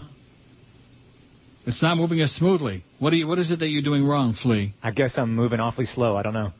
Good luck, Neil. Good luck, Flea, filling George's shoes, and definitely good luck to George. By the way, Flea, keep looking over your shoulder. The Turk could be coming at any time, says Rick. The Turk. Watch out for the knife. Only in matters of business. The fake David Horowitz says Flea is a Jew with a bunch of question marks. Well, that explains everything now, doesn't it? No, it does not. What does All that the mean? other Jews are getting canned. Yeah. Doesn't explain anything. Well, you're a make-believe Jew anyway. You're not for real. That's true. I, of course, being a dietary Jew, and I admit it. See, once upon a time, I remembered something called ethical Judaism, which is to me what Judaism was all about. That's how it was presented to me as a child, which had something to do with liberalism and, all that. And then we started getting all these self-hating right-wing Jews, Right. Jew Lieberman and that crowd. Michael Medved, oh my God. And so I realized that the part of Judaism that really stuck with me was the food. The blintzes, the latkes, all that stuff, all the good stuff. Kishki, gribenes.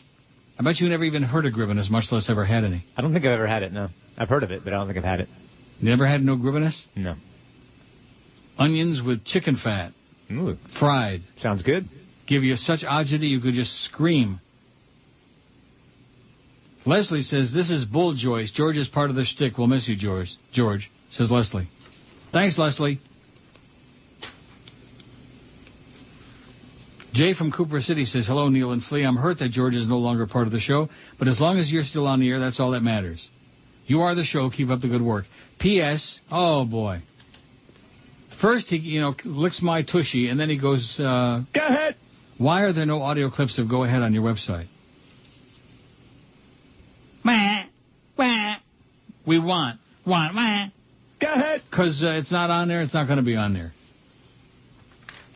Everything they want for free. Everything they want, when they want it, where they want it. The fake Dick Cheney says, give it to Norma and find a real shyster who can find a loophole in your contract for George. Does Norma get a bonus when some poor slob gets canned? Probably. George, if Neil reads this and you're listening, keep your chin and your pants up around you. Joe and Norma. Oh, I see. Keep your pants up around Joe or Norma. They'll drill you again, says Dick Cheney. 1,245 votes on the poll, and that's because I haven't come up with a new one. We need some polls on there on the website. My God. I'm down to like 4 or 5, and they're all so bad I wouldn't use them on your show if you had one. They're bad. Oh, and here's more emails. Neil, I don't blame you for George's firing. I blame George Bush for the current state of the economy. Everybody's getting fired or going bankrupt. Yeah, everybody's getting screwed. Smokey in Oakland Park, I can't believe that George is actually gone. I thought he was part of your crew, and as such, maybe included in your contract with QAM. He was with you before QAM and very loyal to you. Are you pulling what Howard Stern did when WNBC fired Robin by continuing your show to not give QAM what they're after? Your rectum? What does that mean? I don't know. I like your show, however, made it a priority to listen during the summers because George is great. He targeted the younger audience, and I enjoy his shows more so than yours. Wow. This is a shame, as I probably won't tune in as often as before, especially now during the summer. When George scores another gig, please announce it on the air so I can tune in. Thank you. And here's the thing on Wikipedia already. On May 13, 2009, it was announced that, but not confirmed, that Rodriguez was being fired by QM, yada, yada, yada.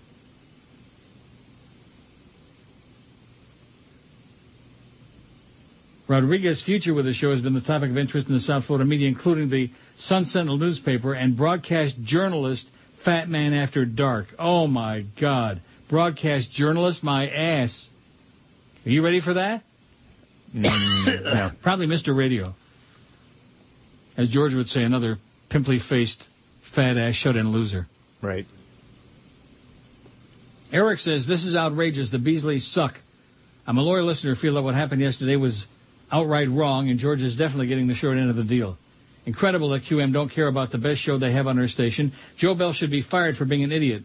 Oh, wait a minute. They'd have to fire the entire station except for you and Flea. George added so much to the show. George made me laugh with his comments and remarks. I'll miss him. I wish him the very best. Hope to hear him soon on the airways again. I will always keep listening to the show and hope you keep up to date with what George is doing. Yes, I will. I'll try. Keep up the great work you do, and thank you for keeping us entertained, says Eric in Miami. Oh, here's George Sedano's agent back again, Tim Jones. You ready for this? Yeah, the one that couldn't spell his name right? Right, that's right, the one that kept spelling it with 2 N's. He's got an N problem on his typewriter, like James Caan did in Misery. Remember he had a problem with the N's? Right. Neil, I'm very sorry to hear what's happened to your producer, George Rodriguez.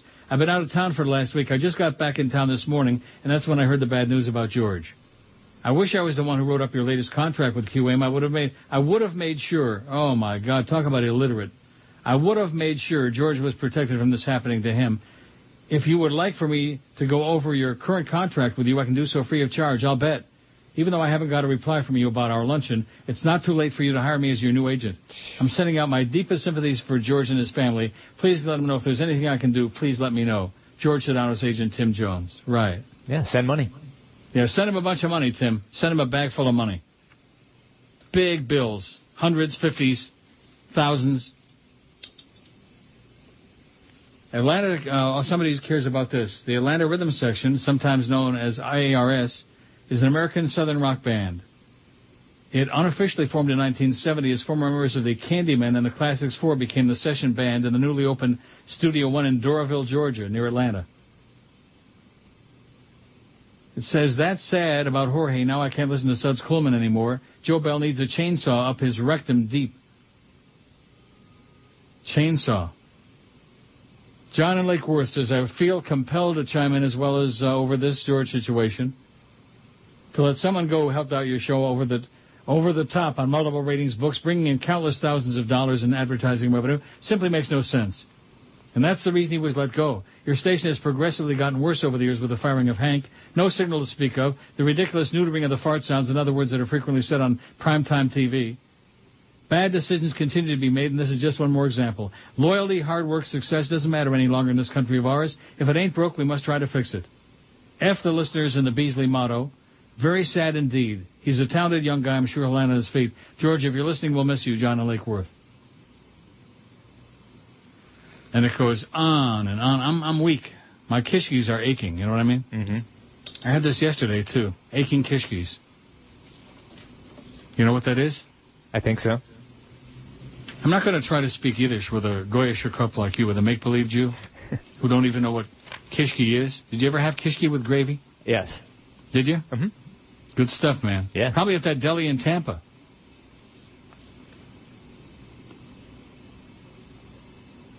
Remember the deli in Tampa was open for about a half an hour? No, I don't, actually. There was one. When we went over to do the SUN shows, they brought food into me and Lassiter. Not too many Jews in Tampa. Oh, I would say... About 30, man. Right there on Dale Mabry, there's a big shul. I know that. I remember driving by it. Yeah. Know the one I'm talking about? Yes, I do, actually. Right on Dale Mabry. It's kind of scenic there, you know? Yeah. That's Until you start looking at the people, the rednecks, the mugwumps, right, the troglodytes. Oh, operator error. Uh-oh. Not good. Well, let's just skip this part. Okay. Is that okay? Sure. Ishma says, you know Ishma Ahmed? Mm-hmm.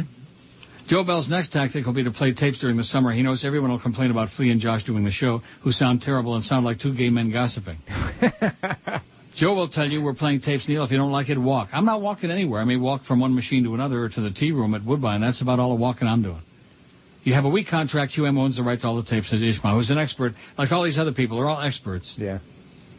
Isn't it amazing how many experts there are on my contract, on my life, on George, on this and that? Everybody's a frickin' expert. Yep. One thing about me, I've been around a long time, and I haven't met too many experts on too many different topics. Even though these people are... I still don't have a new poll for tomorrow. Pretty weak efforts.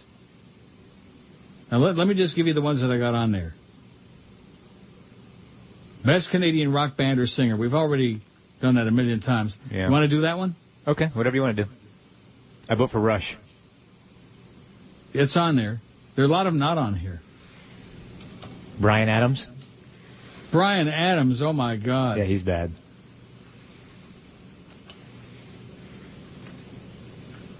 Nickelback's a Canadian band.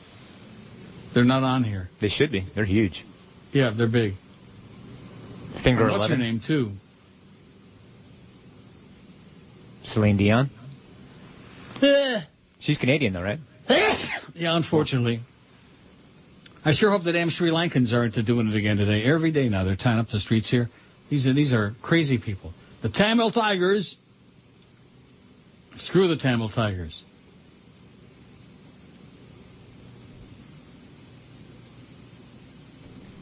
You could do Best Canadian Comedian. There's been some good ones. No, it's already on there. Oh, I already sent it to... let me see. Sent items. Eric. He's got Guess Who, Supertramp, Rush, America, Neil Young, Gordon Lightfoot, Anne Marie, Klaatu, The Posies. I changed my vote, then I go with Supertramp. Not Rush? No, I take Supertramp. And what about, what's her name? The cutesy little blonde singer, what's her name? Avril Lavigne? Avril Lavigne. Not a fan. What's wrong with her? Is she chopped liver? Well, once we get this on there tomorrow, you'll add to it. Yeah, we'll need to add Nickelback for sure. Okay, well, don't keep that in mind, okay? Don't forget. All right. Make a note to yourself. Done. Are you good at that kind of stuff? You must be with 15 different jobs to do. Yeah, I got to write stuff down everywhere. Here's the poll. Who is the most hated bigoted, hateful, bigoted right-wing, ultra-right-wing radio host ever. I don't think I read that too well. 1,255 votes because we've had it on there way too long because we don't have a new poll. Well, we do, but it's not up yet. Rush Limbaugh, 770, over 61%. Michael Savage, 249. After that, small potatoes. Sean Hannity, 85. Laura Ingraham, 41. Glenn Beck, 36. Mark Levin, 33. Dennis Miller, 18. Hugh Hewitt, 13. Michael Medved, 9. And Dennis Prager, 5. You're missing somebody. What? You're missing somebody. Who's that? Cephalo. Jimmy Syphilis. Yeah. Yeah, that's a good one. Jimmy Syphilis, and what about Todd Schmidtmeister? Oh, yeah, that one too. MJ. Let's get them both on there. MJ. MJ and what's his name? Yeah, him and Bubba hate each other like poison. Evidently, they're in court, they're suing, they're this, they're that. Yeah. A lot of hostility there in that Tampa market. A lot of bitterness and hate. And I thought Ann Coulter would be good for that list, but I guess she doesn't do a radio show. She doesn't have a talk show. Yeah. Thank God. Yeah. Lawrence says, so much for those a-holes who thought this was shtick. That is correct. I feel bad for for George. My wife recently lost her job, and I have some inkling what he's going through. At least I still have a job. His wife may have to get up off her duff. I didn't always care for his choice of topics during his fill-ins, but for the most part, he did a great job. And apologies to Flea. You couldn't have a better producer than George. I don't believe that had anything to do with money, at least not as explained by QAM. Is George costing so much more than Curtis, whoever works Rose's show or the Big O now? Now, that's a firing I could support, he says. Or should we also expect Joe Rose's, Orlando's, and Mad Dog's producers to go out the same door in the same way as George? Flea, better get your rest because you're going to be working for free as the producer of all the shows all day long at QAM. Yeah. He'll do it. George, from a purely selfish standpoint, I hope to hear you again somewhere on the dial, preferably alongside Neil, and on the station opposite QAM in this time slot, getting big numbers as QAMs dwindle. But from your standpoint, use this as a positive opportunity. Get out of radio while you still have your sanity. Good luck to George and Neil and even to Flea. Even to Flea, boy. Wow. Talk about condescending. Here's one from Sal. Why did they renew your contract if they wanted to be a sports-only station? Maybe because they want to have some numbers. Maybe because this is the one show that has always made the money. Unlike the Dolphins and unlike the Hurricanes and unlike the Marlins and a lot of the sports swill that they put on the air over the years. Well, they lost a bundle on the Marlins. Then they kept having to go to court to sue. Every time the Marlins would deball the team, like after they won the World Series those 2 times, then they would deball the team and put a Little League team out there. And they'd have to sue to try to, goose the broadcast rights way down. Remember that? Yes, I do. Oh, not Patricia Walters again. She put a really, really nasty email on here yesterday, just slicing my ass. She says, Flea is a traitor to George. Joe Bell put the knife in, but Flea was the one who sharpened it for him. Beware of Flea. He is like that one Jew back in the concentration camps who'd pretend to be your friend, but then would go to the Nazi guards and tell them what everyone was up to. This woman is a crazy, crazy bitch. Yeah. She is. Sounds like it. She sent me a psychotic, hostile email yesterday, the likes of which I wouldn't wish on Heinrich Himmler and her. What a sow. I said that yesterday, too. Sorry, Patricia, but you're a sow. You're a hateful, nasty bitch. Go mind your own business, okay? Go get a life of your own. Go play tiddlywinks in the middle of I-95 in rush hour. Go out there and demonstrate with the Sri Lankans in the middle of University Avenue at about 4:30 in the afternoon. What do you know about Sri Lanka? Nothing. Good. All I know is that those people, there are like 200,000 of them here, and they're a pain in the ass. Oh, we want the Canadian government to intercede and stop the killing. We want the U.S. government. And they're in front of the U.S. Embassy, which is on University Avenue, which is like one of the main downtown roads here. Mm-hmm. Every day, Queen's Park, blocking Sri Lankans. Everybody's got an ass to grind, you know what? I think we ought to be out there in the middle of University Drive bitching about George getting canned. That would be a protest worthwhile, right? Yeah. Why do you say yeah? Because I'd like George to come back. You would? Yes. Then you'd lose this high-paying gig. Yeah. And are we supposed to really believe this, that you're getting paid nothing to do this? I am getting paid nothing to do this. Not a penny? Just my salary. And if you, what they did tell me is, I guess I will get George's bonuses, whatever his bonus structure was, so whatever that is. You're going to get George's bonuses? Well, not the one he just earned. Right. Look, there's going to be bonuses from this show, what they're doing to it? You got to be kidding me. Right, I know. Neil? God? Manny, have a seat. We're sorry, but the Dodger organization has to suspend you for 50 games due to your failed drug test. Was it the marijuana? No. Was it the cocaine? No, it was... What about the Quaaludes? No. The Vicodin? No. The estrogen replacement? Oh, God, no, Manny, it was for performance-enhancing drugs. Oh, so it wasn't the heroin? Manny, just stop talking. Get out of here and go relax. Maybe I should take some OxyContin. That'll calm me down real fast. Ow! Supertramp was British, not Canadian. I didn't think they were Canadian, and they weren't. Here's a really stupid one from Jorge in Miami. All these people are experts, like I told you before. Yep. Everybody in South Florida is an expert. Neil, how can the Sri Lankans be demonstrating in front of the U.S. Embassy in Toronto if the Canadian capital is Ottawa? Oh! Well, guess what? Because there is a U.S. Embassy in Toronto right on University Avenue, schmuck. Just like I'm sure there's a U.S. Embassy in Vancouver and all the other large cities in the country. Mm-hmm. Montreal, whatever. And, of course, in Ottawa, which is the capital. Believe you me, I know the U.S. Embassy. I've been inside of it. We had to go there to get Paco his visa. No MasterCard, but a visa. You hear that? Oh, yeah. Barry Jackass says, please note, see, I'm not the one talking about simulcasting the show. All you fake emailers who are full of crap, you're the ones talking all this garbage. Please take note, simulcasting your show will take some effort. Don't hold your breath for Norma Kent to do something on your behalf or wait for your phone to ring. I'm not. Since Flea was a Clear Channel employee, perhaps he has some connections and can be a go-between for you. Yeah.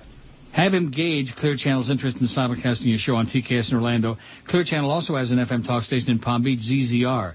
Bob and Tom in the mornings, Love Doctors middays. Mm-hmm. Bada-beep, bada-boop, bada-bob. All you people talking about crap.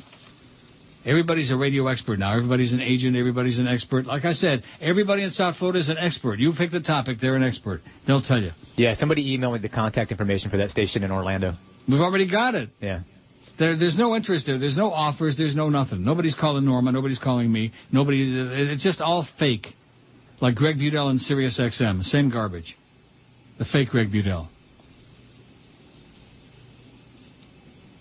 Mark Levin is a rabid, self-hating Jew, right-wing talk show host that says it can be heard nightly on WIOD. He's also the mentor to Sean Hannity.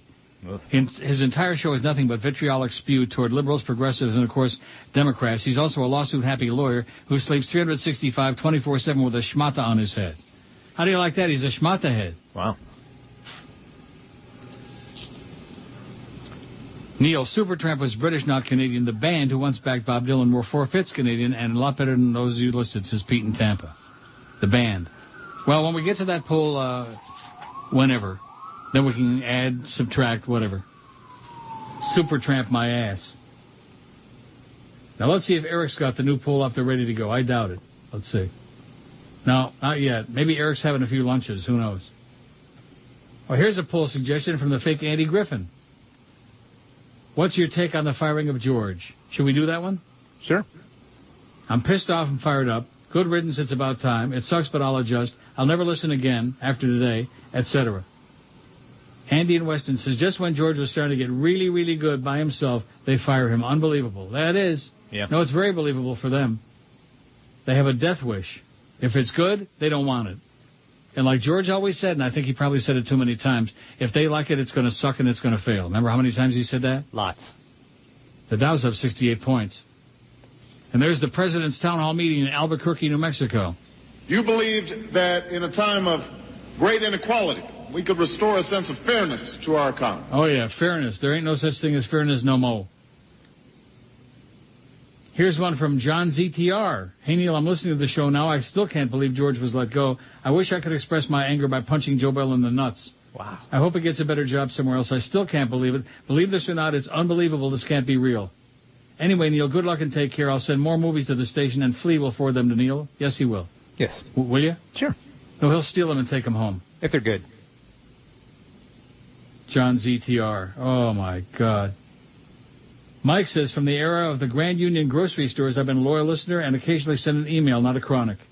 Sorry to hear about George. I've been listening lately to the saga about his pending doom. Hopefully he'll land on his feet. Maybe he'll get a show of his own with Suds. I'll continue to listen and hope for the best for your show. If all else fails, go ahead, says Mike. Go ahead. Go ahead. Oh, here's a poll idea. Which chronic would you prefer to see get drawn and quartered? Sure. Vincent says, I'm disappointed in WQAM management. George was hitting his stride, filling in for you. He really went into great detail on how religion is nothing but garbage. He sounded like he was having a great time at Gulfstream and gave great tips on cool websites and how to fix your computer if it went down. He'll be missed tremendously. Sincerely, Vincent T. Thanks, Vincent.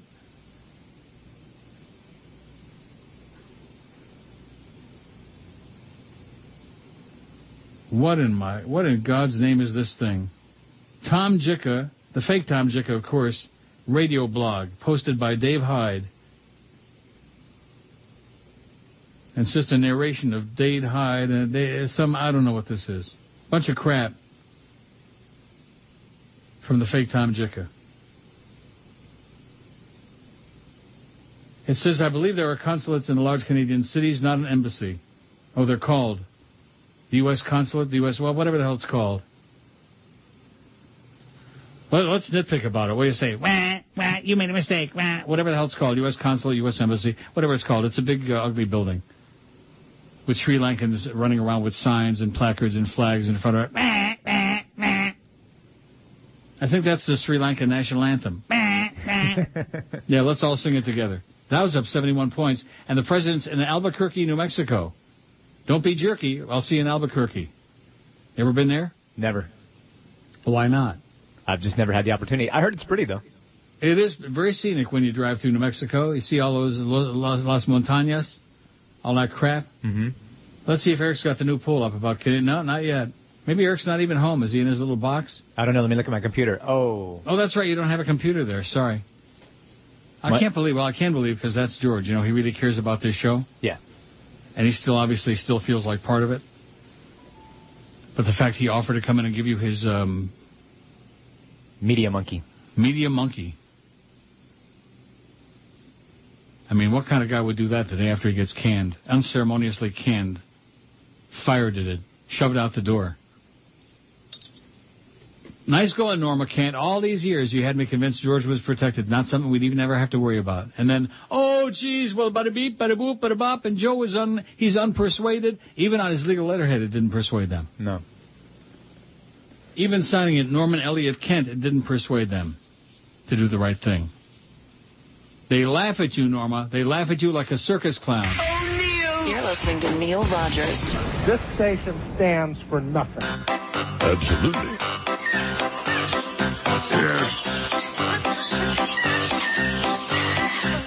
Oh, I'm a monkey, you're a monkey, she's a monkey, he's a monkey, we're all monkeys now. I'm a monkey, you're a monkey, she's a monkey, he's a monkey, we're all monkeys now. Swinging tree to tree, we scream and squawk and shout. No responsibilities, that's what we're all about. I'm a monkey, you're a monkey, she's a monkey, he's a monkey, we're all monkeys now. We don't do anything we're told because we don't know how. Don't brush our teeth, don't comb our hair, we don't even wear clothes. We like to make you queasy with our private parts exposed. I'm a monkey, you're a monkey, she's a monkey, he's a monkey, we're all monkeys now. We're not well-mannered, well-behaved, we just love to drop trowel. We'll do some tricks, we'll make you laugh until we are fed. Then we'll lay down, scratch our butts, and watch you all turn red. Oh, I'm a monkey, you're a monkey, she's a monkey, he's a monkey, we're all monkeys now. We wouldn't want to be a dog, a cat, a horse, or cow. We're smelly and we like it, and we've heard the things you said. So don't come within 10 feet of us, or we'll whiz on your head. Oh, I'm a monkey, you're a monkey, she's a monkey, he's a monkey, we're all monkeys now. I'm a monkey, you're a monkey, she's a monkey, he's a monkey, we're all monkeys now. Swinging tree to tree, we scream and squawk and shout. No responsibilities, it's what we're all about. 12:42 at 560 WQM. Somebody says it's going around. Miami Heat reduces staff, including Wally Jones. Who? Former NBA star Wally Jones held several basketball camps for kids of special needs during his tenure with the Heat. The economic downturn has reached the American Airlines arena offices of the Miami Heat, with the NBA team this week announcing a round of layoffs that includes popular community affairs liaison Wally, W-A-L-I, Wally Jones, among others.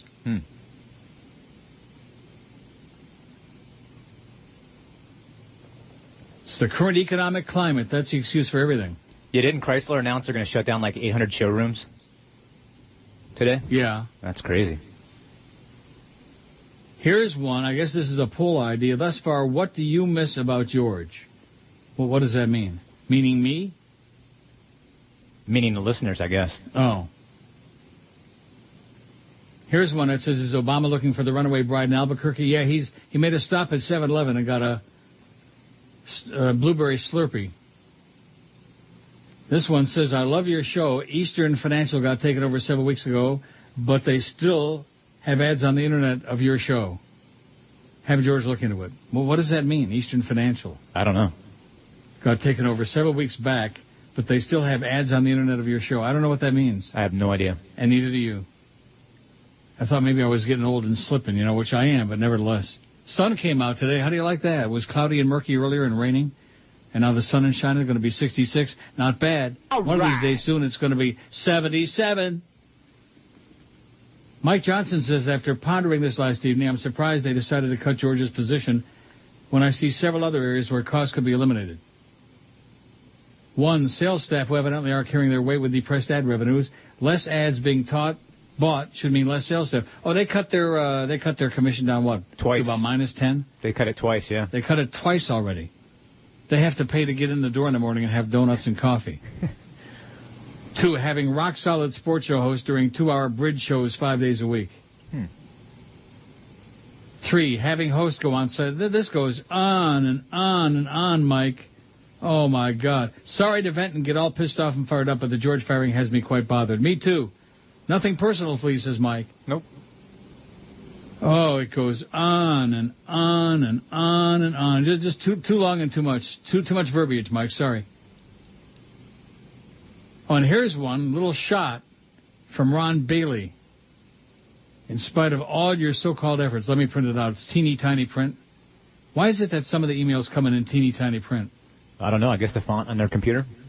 Their what? I guess the font that they're using on their computer. Well, why? I don't know. I don't know. I got news for you, Mr. Ego. You're not going to be on this show about come hell or high water. We're not talking about you, about your lame entourage. Ain't going to happen. Wah, wah. Ron says, subject, firing of George. In spite of all your so-called efforts, the bottom line is you failed miserably to protect George. You should have written him into your contract as your sidekick, not your producer, you schmuck. You smuck, S-M-U-C-K, smuck. You make fun of Howard Stern and his sidekick, Robin, but Howard would never allow any station manager to fire Robin. Maybe that's the difference between a straight guy and a homo. So much for homo loyalty. Yeah, it's got to do with homo, yeah. Yeah. It's got to do with being gay. That's it. You tried, man. You tried hard. I tried feverishly, frantically. I was sick to my stomach when I left here yesterday. And then 15 minutes later, there's the call from George, and there was no doubt. I already knew. Yeah. Doug says, Neil, are you going to sit there and tell me, and everybody else, that George couldn't make enough money by doing spots, appearances? He could have done the stories, and then you throw a little something every now and then, even if there's no bonus. Yeah, that's right. He would have made up his salary by doing a few spots and appearances. Not. Yeah. Idiot. It says, and there's something mysteriously missing from all this. Georgia Beasley, I thought they were friends, it says. Friends. Didn't you say Georgia tried to go to bat? She did. Gornish Telfin didn't help. No. There were a lot of people trying to go to bat for George, but they were adamantine. They were just, stubborn and impossible. There isn't a person in this building that didn't like George. Doesn't like George. That's correct. Except for Joe Bell. In spite of what he told him to his face about how much he likes him and he loved him on the air and yada yada. See, when you tell so many lies, when you tell so many stories out of all sides of your ass like Joe Bell does, they come back to slap you in the cheek. Oh, well, I like Flea on the air better than George, and Neil's out. I'm worried about Neil's health, and he's out sick so much, yada, yada, yada, and this summer and all this other crap. Then he tells George how much he liked him on the air, which is what he always told me. JP says, so what's going to happen now on days when you're gone? Flea and Josh Cordes is what you tell us. So far. So far? I don't know how much even Brandon caved in on the Josh Cordes thing, which that just shocked me. Yeah, that's crazy. Well, wait till you hear this.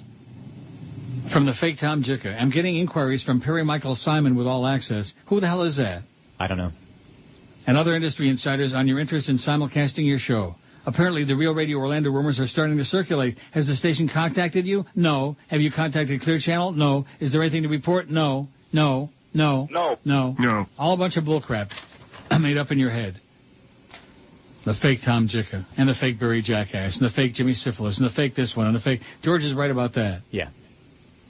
The number of real people out there sending emails, having anything to say about anything, is so minuscule you can put in a thimble and have room for both of Joe Bell's cheeks left over and Fat Boy. And Fat Man After Dark. Redlands, Jim, and Jan say Neil were amazed at the release of George and appalled at the manner in which this was done. At least they spelled appalled right. As I said yesterday, we are loyal listeners, but now we'll be able to get some things done around the farm this summer as George will not be on the air. We will greatly miss his shows. Redlands, Jim, and Jan. Yeah, good people. They came by with food one day. They did? Yeah. Oh, good stuff, too. What did they bring? They brought some oatmeal cookies that were really good and some of these cinnamon rolls. Oh, man, let me tell you. Is this part of the plot to get me killed? Is Joe Bell putting you up to get me killed, cinnamon rolls? No. Next thing, I'll be going to a mall where there's a Cinnabon. They were good, and they brought the, I guess they make the strawberry jam out there. They jam on it? Oh, they jammed on it well. Did you ever stand next to a Cinnabon in like a shopping mall and just sniff? Yeah, I think you actually gained 5 pounds just from sniffing. Mmm. Those are good. The aroma could put you in a diabetic coma, I'm telling you. It's that good. Yep. Mmm. Timothy says, not Canadian, meaning Supertramp. From England, even though they relocated to California in the early 80s. A couple of other non-Canucks on the list, too, but didn't catch it while laughing about Supertramp. So sorry to hear about George. Maybe you should try legal aid or the lawyers on the back of matchbooks. That's right. Flea is okay. He'll be fine. He's in a very tough position between a rock and a hard place. Yeah, you're in a difficult position. I hope you realize that. I'm sure you do. I'm sitting. You're in a very, very difficult position. I changed my vote back to Rush then since Supertramp's English. Supertramp is not Canadian. Never have been, never will be. Even if they come and visit the U.S. consulate on University Avenue. With or without a bunch of crazy Sri Lankans demonstrating in front, tying up the streets. What the hell is Canada going to do about Sri Lanka? What are they going to do, drop nuclear weapons on Sri Lanka? Guess what? Canada don't have any. And if Canada wants to sacrifice a bunch of soldiers, they've already done that in Afghanistan. 100 and some odd dead. Holly says, I was very sorry to hear about George's firing. I was always fascinated by his shows on religion. How is Flea's knowledge on the subject? What do you know about religion, you heathen bastard, you fake Jew? What I learned from George? Oh. You keep saying that there will be no Best of Neil tapes. What control do you really have over that? Is that in the same contract that said you had your choice of producers? Holly's giving me a little shtuch there, huh? A little bit. I have been and will always be a loyal listener. Good luck, George. Hang in there, Neil. Always Holly. I thought Holly was my friend. She's giving me a shtuch. This is not the time to be giving me a shot, Holly. Now that Neil is down and depressed and morbid. That's when they take the shots, though, isn't it? That's right. When you're down, that's when they, just like buzzards, like vultures. The old turkey vultures. They come in waiting to feed on the dying, decaying carcass. Oh, my God. Andres and West Palm. Who's your favorite character from the Godfather movies? Like we haven't done that 50,000 times. That's his poll idea? Oh, my God.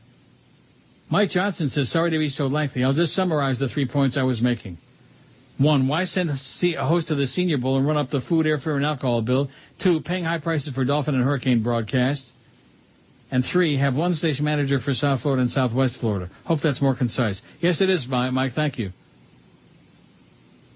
Wow. Pusillanimous Pussyfooter. I was thinking about him a little while ago. You want to know why? Why? Because he's one of my long, old-time MySpace correspondents. And the MySpace people, do you know how many MySpace emails I've had about this in the last 2 days? How many? Take a guess. 4. Guess again. 0. Right. 0. Zippity-doo-dah. None. None. Mulder says, sorry to hear about George. I listened to the archives earlier this morning of yesterday's show. It sounded like bad news for George. What's going to happen next? Hope they're not gunning for you. Oh, I'm sure they are. After all of it, I still love the show, says Mulder. Well, thanks, Mulder. Chrysler moves to eliminate 789 of 3,200 dealers. And what's going to happen to all those people who work in all those dealerships? Right. Guess what? They're going to get Georged. They're going to get hanked and they're going to get Georged. That's what's happening in your America. What happened with all these new jobs that they're creating? I don't know. I haven't seen any yet. I don't either. I don't know where they are. Maybe they're in Albuquerque. Is it as bad in Canada as it is here? Yes. Is it? Almost. Pretty bad. Everybody's out of work. Everybody's crying. Pusillanimous Pussyfooter says, some of the listener reaction to George's termination is so wildly off the mark, I had to make these comments. For those who seek to make George into a simple-minded martyr, they're insulting his intelligence. George, who obviously was very smart, had to be aware of his circumstances. Working in the hostile environment of a station where jock sniffing, not competent job performance, was the most valued attribute an employee could possess. Seeing the pay cuts and other cost-cutting measures that were going on around him, such as the termination of Allison, George had to know that he was a likely target in the next round of Beasley-ordered cost-cutting. I'm sure he was in the back of his mind preparing for what took place yesterday. George was a real original. In that vein, there were times when on air he would drive me crazy, such as the awful musical selections, his verbal interactions with cloying, fish-smelling Lucy, and so on, but his positive attributes far outweigh those annoyances. What I want out of radio personality is entertainment. Not a sycophant is going to agree with me 100% of the time. And George provided that. He'll be missed. I hope he'll be appreciated more by management in his next position. As far as Joe Bell and Clarence goes, their subhuman unctuousness is all too well known. No one should have expected them to look for alternative cost-cutting measures when the elimination of George's position proved such an easy, expedient solution. The fact that cutting George removed a person who's never hesitated to state his disgust with the jock worship sickness that permeates the rest of QAM was only a bonus to these Neanderthals. And by the way, no one has to wonder how that station's under heavy financial constraints terminates a senior producer but finds it possible to keep a website flunky like Cortis on staff. But that's the subject for another email. How do you like that? He hasn't even started with you yet. You're already ripping Cortis. He is a flunky. He's what? A flunky. And, Neil, as far as Mr. Feldman goes, I urge you, within the boundaries of the consummate professionalism that you've always exhibited, to be very wary of this person.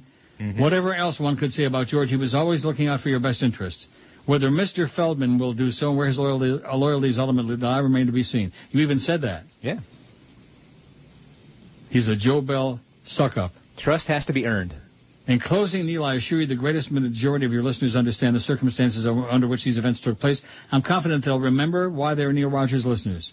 The loss of George will change the show, but it won't change the most important thing that has made your show an important part of my life over the last 21 years. You, a Neely forever, pusillanimous pussyfooter. Oh, Neil! You're listening to Neil Rogers. Hi, this is Brady Quinn. I like to shave my legs, arms, and buns while listening to the Neil Rogers 1 to 2 hour.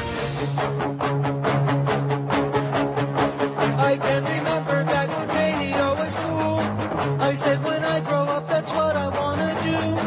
But now it's run by greedy corporate holes and suits that only care about the bottom line, not you.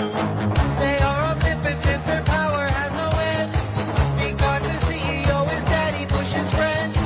Consultants know what's best for you to hear instead. Your brain was wired up. They plugged it in. We're trying to kill the radio star. We're trying to kill the radio star. Intern brought in and the talent is gone. It sounds the same no matter where you are.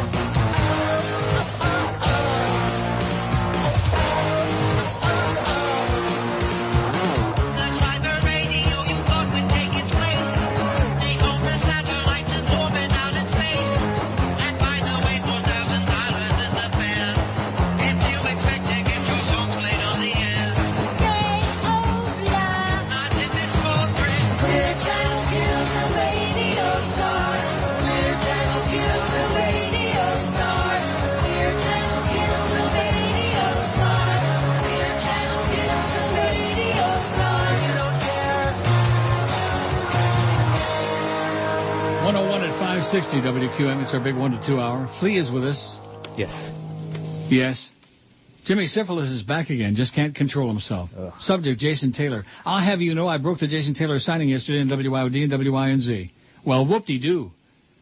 We had it posted on the website before the other guys, and Ken Charles called Fox and ESPN Radio to be sure. Eat your heart out, Big O.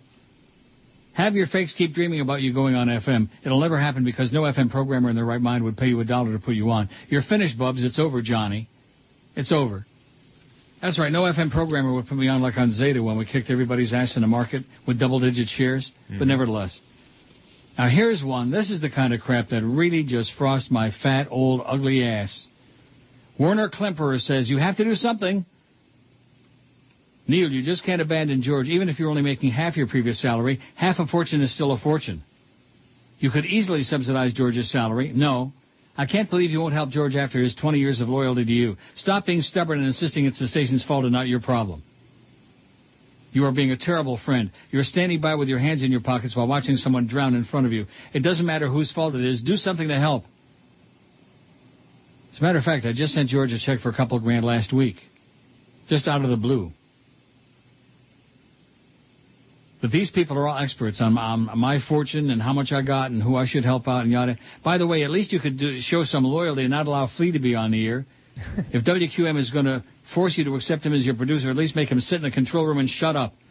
Making him your own on-the-air sidekick one day after George's firing is the ultimate slap in the face to George. I'd be very uncomfortable being a friend of yours after seeing how easily you sold out George in his time of need. Well, guess what, Warner? You're not a friend of mine and never going to be. Jackass. Ass clown. Fool. That's right. Keep turning it around. It's all my fault. I got to support everybody that gets fired. Everybody. Not just George. Anybody and everybody. How about, what's his name? Jesse Agler. Should I send him a few bucks? You should. And you know what? I'm not getting paid to do the show, so you can send me a couple grand, too. So. Yeah, sure. There you go. Thanks. No. Oh. Damn. Here's one that says, Oscar, plans for your day off. Permit me to suspend my usual verbal mauling and demolition of you for a few moments, just to wish George all the best for the future. It's obvious from what you've been saying Joe Bell is intending to run archive tapes on your days off because he thinks listeners want to hear your voice. That's never even been a topic of discussion here in the middle of all this George stuff, has it? Not with me, no. No, not with any of us. Whilst your radio voice is a good one, I listen to talk radio to hear a live person I can interact with in response to what is being said, be it via phone or email. If I hear a recording of your voice, I can download an archive from your website. Hope you'll stand your ground on this one and not let these management morons shaft you still further, says Oscar. There's no discussion about anything having to do with tapes, Oscar. Just keep fantasizing, just like all these chronics. Oh, you're going to cheer channel, you're going to here. Yeah, right. Just keep making up a bunch of crap. Here's one from the Beast. You ready for that? Okay. He was in here earlier. What'd he say? How's it going? That's it? That's pretty much it, yeah. What time was this? And he said, good luck to us all. About an hour ago. Well, this was sent at 10:39 this morning. From the Beast. Neil, I'm still shocked and dismayed at the way George was treated. A lot of us peons at the station admire George because we thought he was the one untouchable. Guess not. You hear them coming? Yep. Wow. I bet it's a lot more effective with the window open. Yeah. Speaking on behalf of all the sport holes, even though George didn't share our love for watching men sweat, he was a big part of our rapidly dwindling staff. We all looked up to George because we knew he actually had a clue about this business and always had the right answer when it came to radio stuff. He was also maybe the nicest guy in the building. He never failed to get everyone on staff a holiday gift, was always there to listen to us vent day after day after day. He'll be sadly missed. P.S. I know I suck on the air, but the reason why I'm sure I wasn't asked to help Flea, they'd have to pay me, says the Beast. How do you like that? Even the Beast has got enough self-respect, they'd have to pay him to be on there. Well, good Flea. for him. What? Good for him, I guess. He's got that, he can do that. He can throw his weight around? Yeah. Throw it gently, though. Jane in Deerfield says, I can't believe they fired George. He was a great producer, always had the music when you needed it, was familiar with a lot of the same history as you. He filled in for you in a flash, and though I sometimes worried of his wife bashing, I'm an unwillingly unemployed wife. He knew a lot about religion and the way he used the Bible to beat Christian arguments. I'll miss his easy banter with you. When are these sport holes going to get it? They're not. As soon as your show is over, I switched to NPR. I used to switch to INZ, but they changed to a sports format, too. Boy, they're just in a heat out there today. Yeah. Wow. They're losing money on the Dolphins and the Hurricanes. I guess we're all doomed because of America's preoccupation with sports. No, it's not America's preoccupation with sports. It's these radio stations' preoccupation with it. All 40 of them. The morons shell out tons of money to watch overpaid, steroid-soaked muscle brains throw balls around. Ask them who their representative and senators are, and you get a blank stare. Love you, and best of luck to George, says Jane in Deerfield. Thanks, Jane. She's a long-time loyal. Boy, the sirens are just foaming at the mouth out there today. Maybe the Sri Lankans are at it again. Could be. Maybe I better turn on City Pulse and see what's going on here. 1,294 votes. I would change the poll, but Eric is not around, I guess. Whoop. Oh, the fake Joe Bell says, I will not run tapes when you're out. Grego will do the show in the studio. Yeah, Grego. Talk about his girlfriend's bowel movements. Here's one. Somebody said, Boz, Florida sends me the history of rock in Canada with 8,000 names, including Alanis Morissette. Oh, yeah. The Matthew Good Band. Sloan, is that Steve Sloan? Could be, yeah. Brian Adams, Chilliwack. Bare Whole Naked bunch Ladies. Of them on here. The what? Bare Naked Ladies is on there. Great Big Sea. Yeah. The Tea Party. Mother Earth. I Mother Earth. Ooh, that was a great band from the Our Lady Peace, Canadian 90s. Women. Alanis Morissette, I already said that. Yeah, Our Lady Peace was one of my favorite bands, too. They're good. There's some good Canadian bands. The Four Lads, Paul Anka. Finger 11. Paul Anka wasn't Canadian. He was like Lesbianese or something like that. He was Middle Eastern. He may have lived in Canada, but maybe I should, I don't know, forward that to Eric. Is Eric there? Let me check my computer. Oh. That's right. I keep thinking. See, that's a problem. It is a problem. Well, Monday, that should be all straightened out. Are they going to have a computer for you there in the new studio? Have you been over there in the new building? I have. Yeah, I was there yesterday. And what's in there? What's in our studio? A board so far is the only thing I saw in there, a board and furniture. A board? Like a washboard? Like a new actual digital board. It's nice. Wow. Yeah. Holy crap. That's what I said. 1,295 votes. We're going to go over 1,300 on this, and that's because we've had it on there forever. It's going to be... See, now it got up to 20. Now they're saying 21. Before they were saying 19. Now it got to 20, so now they said, oh, yeah, 21. It's the guaranteed temperature. Do they have that anywhere else you know where they have on a news station, today's guaranteed high will be so-and-so? No, and what if it's not? Then what happens? Then sue them, you know. Sue them. Well, they have some kind of a stupid contest. I don't know. If they don't make the guaranteed high, they have a drawing and they give a bunch of money to somebody. Get a coffee cup. Yeah, a tin cup. Uh-oh. Province to table resolution on the crisis in Sri Lanka. Concern about the humanitarian crisis in Sri Lanka. It will also push for Ottawa to put on the pressure to help end the 25-year-old Sri Lankan civil war. Yeah, Canada's going to go in there and intervene, man. They're going to go kick some Sri Lankan ass. Yeah, it's a civil war. Oh, and there they are. What are they back on university again? Oh, my God. Live right here on Toronto's Breaking News, CP24. About 12,000 protesters jammed city streets from sidewalk to sidewalk, bringing everything else in the downtown core to a grinding halt. They left Queen's Park at around 5:30, taking over College, Yonge, Queen, and University before finally ending up back at the legislature again about 3 hours later. Well, that was yesterday. They better not be out there again today. I'm going to run a whole bunch of them over. How do you like that? You're listening to Neil Rogers. Well, here we go again. What an embarrassment. What a joke. Hi, everybody. It's Britney Spears with an all-new blog update. So, my new song is doing well. In fact, let me turn on the radio here to see if it's on. All right, that was Britney Spears with her new #1 song, climbing the charts with a bullet. I got to admit, good singing for a gal with her hanging out. Weather and sports coming up next. Wow, I have another #1 song? Awesome. Oh, excuse me. Hello? Brittany, hey, what's up? Yeah, hey, what's up? Listen, I have something I want to tell you. What? You're hanging out. You know what? Your reception is bad. It sounds like you said my tushy is fanging out. Call me back when you got better reception, okay? I'll do that. All right. Oh, you know what would be fun? I'm going to open up another internet window and look myself up on Google Earth. Let's see. Type in my address. Wow! There I am sitting on my patio. Cool. It looks like my hanging out again. Well, I guess it's time for another round of clothes shopping. TTYL, y'all. 116. Well, Eric showed up in there. I changed the pool. Oh, good. And we got to get some things out there. Like, get Supertramp off of there. Can you do that, or does Eric have to do it? I don't have a computer. Oh, that's right. You don't have a computer at all, or you can't do anything. Eric, get Supertramp off of there, please. And how are we going to add things on there if you don't have a computer? I can go in the other room, maybe, and do it, like, during the breaks. Eric can do it. Okay. Add Nickelback, Eric. Add Nickelback and Avril Lavigne. And who was the other one you were saying? Our Lady Peace. Who? Our Lady Peace. Our Lady Peace. And Bare Naked Ladies. 1,308 votes, final tally on the other one. Who's the most hateful, bigoted, ultra-right-wing radio host ever? Rush Limbaugh wins hands down your pantaloonies. 800 votes, 61.1% of all the votes for Rush. Pill Pop and Rush. Michael Savage, 258. Sean Hannity, 87. Laura Ingraham, 42. Glenn Beck, 38. Mark Levin, 35. Levin, whatever his name is. Dennis Miller, 19. Hugh Hewitt, 14.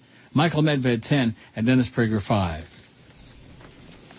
Wow. I wish they'd get that AC on in here, man, so I could breathe. I got the window. I got a little bit of air. And the drape is like pishing around a little bit, you know. What time are they waiting to cut it on? I have no idea. It just said late today. Oh. Cut it on. Turn it on. Mike says, at least tell Flea to stop pretending to be George and be himself. Are you pretending to be George? I don't think so.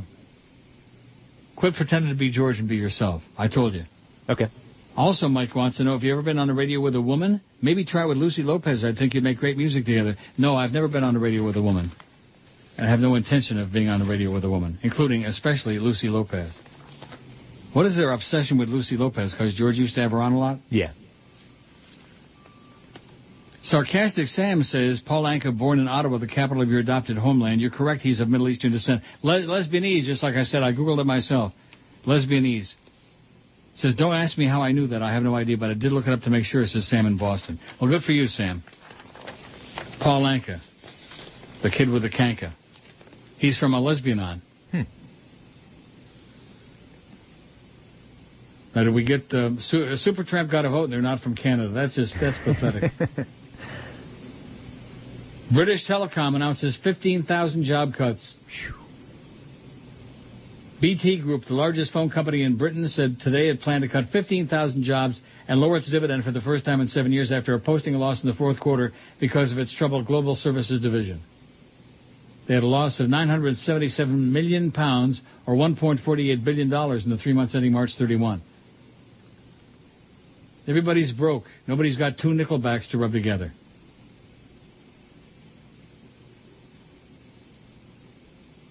Oh, Jim Kavanaugh, please. And I'm going to try to print this one out. The first one I tried to print out, which the print is all funky on it, you know, like bizarre.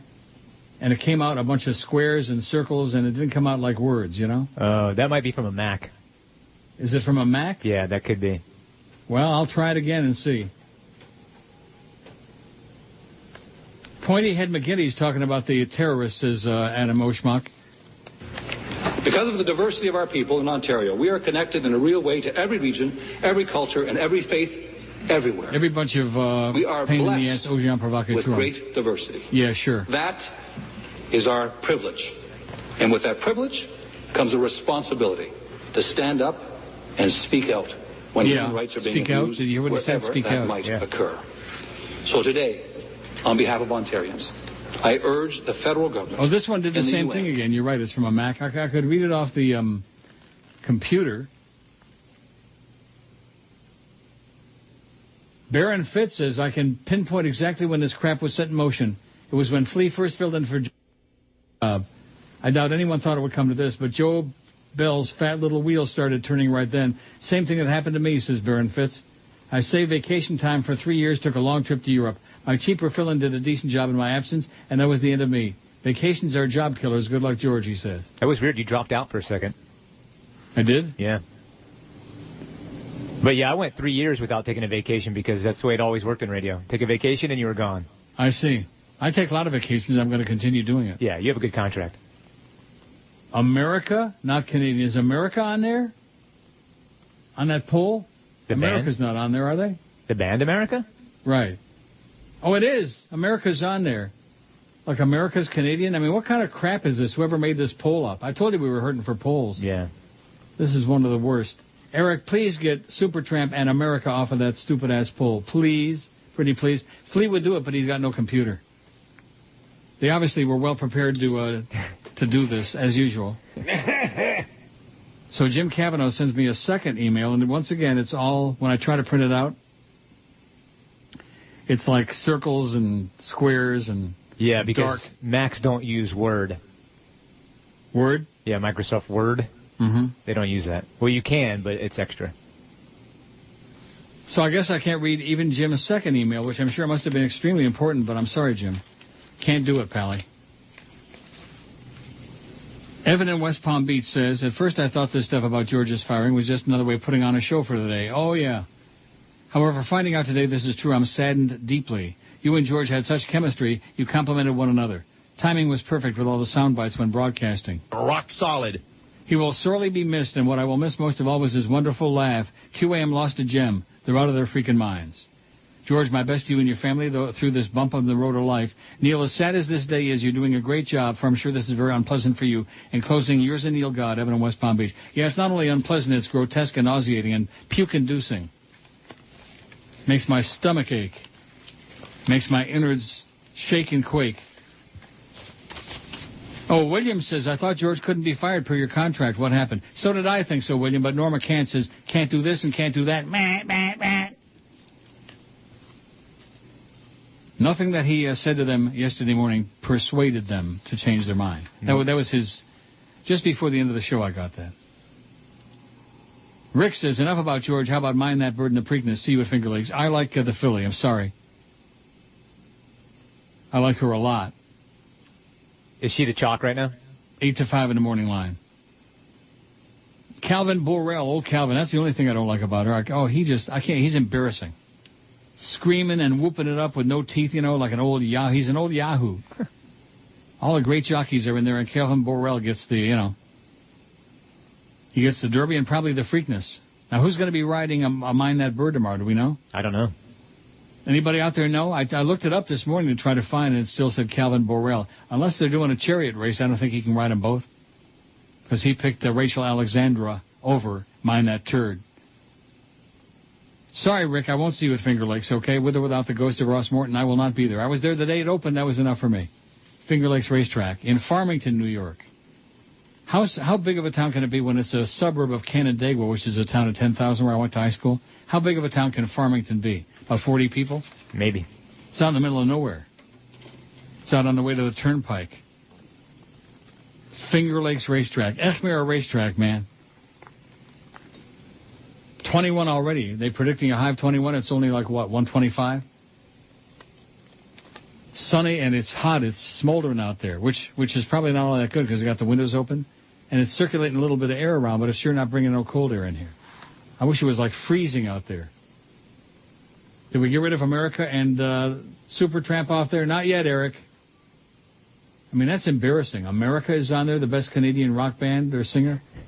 Isn't that embarrassing? Aren't you embarrassed by it? A little bit. Here's one. It says, what's going to happen on your time off? What is Flea to do? Play classic rock or just talk sports? You must make it to work every day or I may go crazy, says Mulder. No, I'm not going to be here every day. I'll be here every day I'm supposed to be here. And I'm not a sports geek either. I mean, I like sports, but I'm not going to talk about sports for 4 hours. Good. Yeah. Please don't. I won't. I promise. Please, pretty please, don't do it. And I don't like classic rock. Yeah, there you go. You don't like classic rock and he's not a sports nerd. So there you go, Mulder.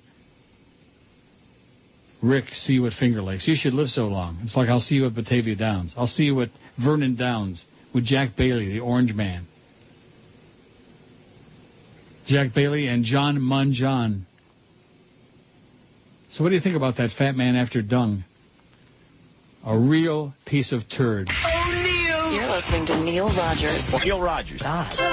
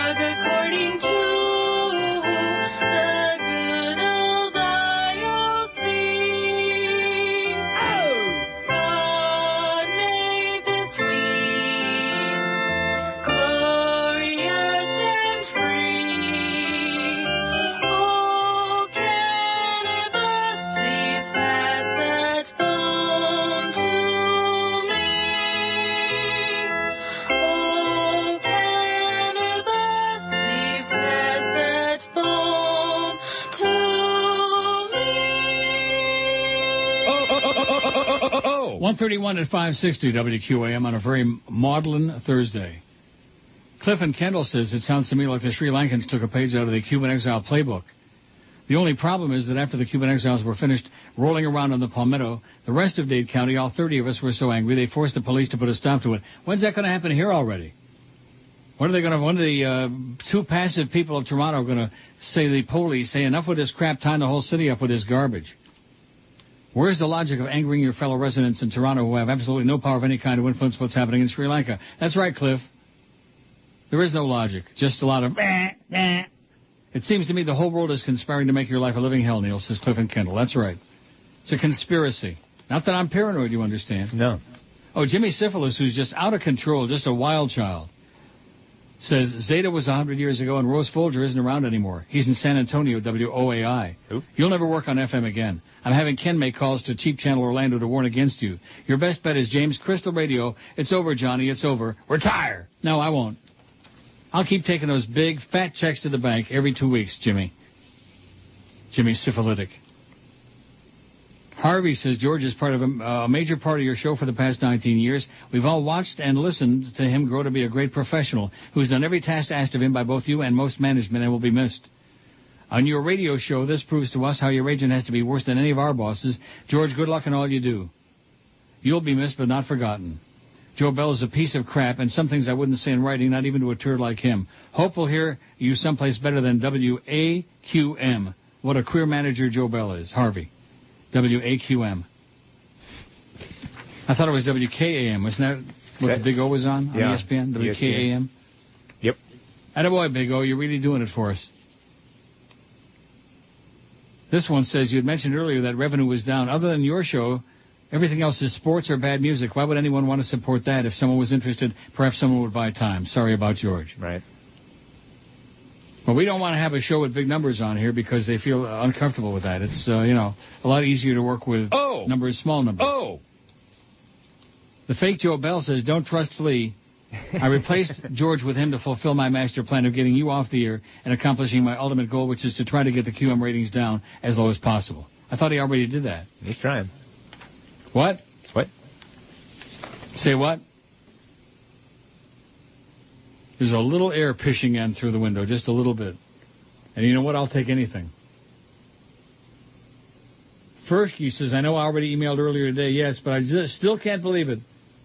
Will you and George at least keep in touch? Yes, we will, but what does that mean?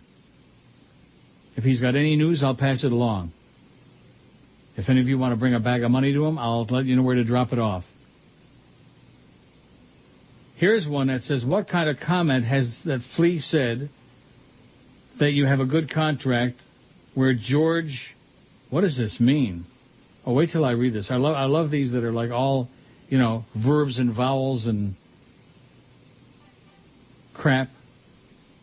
Nouns and verbs. Why did they can George? Bring George back, says somebody. Yeah, bring him back. Wave the magic wand. You'd play the magic wand if you had the computer. You don't even have the 360 there? Yeah. Oh, there you go. How do you like that? The band America was made up of sons of American fathers and British mothers, their fathers being military personnel stationed in the U.S. Air Force in London. All three attended London Central High School. They named the band after the homeland they never really lived in, and they are not only not Canadian, they are something, says Stace. You hear those sirens coming again? Yeah. What's going on over there? Wow. Technical problems at Google are preventing an unknown number of people from using its internet search engine, email, and other services. How do you like that? In a Thursday post on its website, the Mountain View-based company reports that a small subset of users has been able to get into the email accounts. Without elaborating, Google says the email trouble might be affecting other services as well. I've Googled today, no problem. Multiple messages posted on Twitter. Now, let me ask you, are you still Twittering? Just for the station. Oh, God. Why? Because they want me to. They what? They want me to. They want you to do what? Twitter for the station. If they wanted you to stand outside and put your foot up your ass and stand in the middle of Ives Jerry Road, would you do that? For free? Oh, for free, no. Boy, you are easy. Leonard says, what kind of comment has Flea said that you have a good contract? Where George today? Not there so much for a good contract. Boy, this is so illiterate. If it was Joe Bell, wouldn't there be a contract put out on him? Yeah, that's something.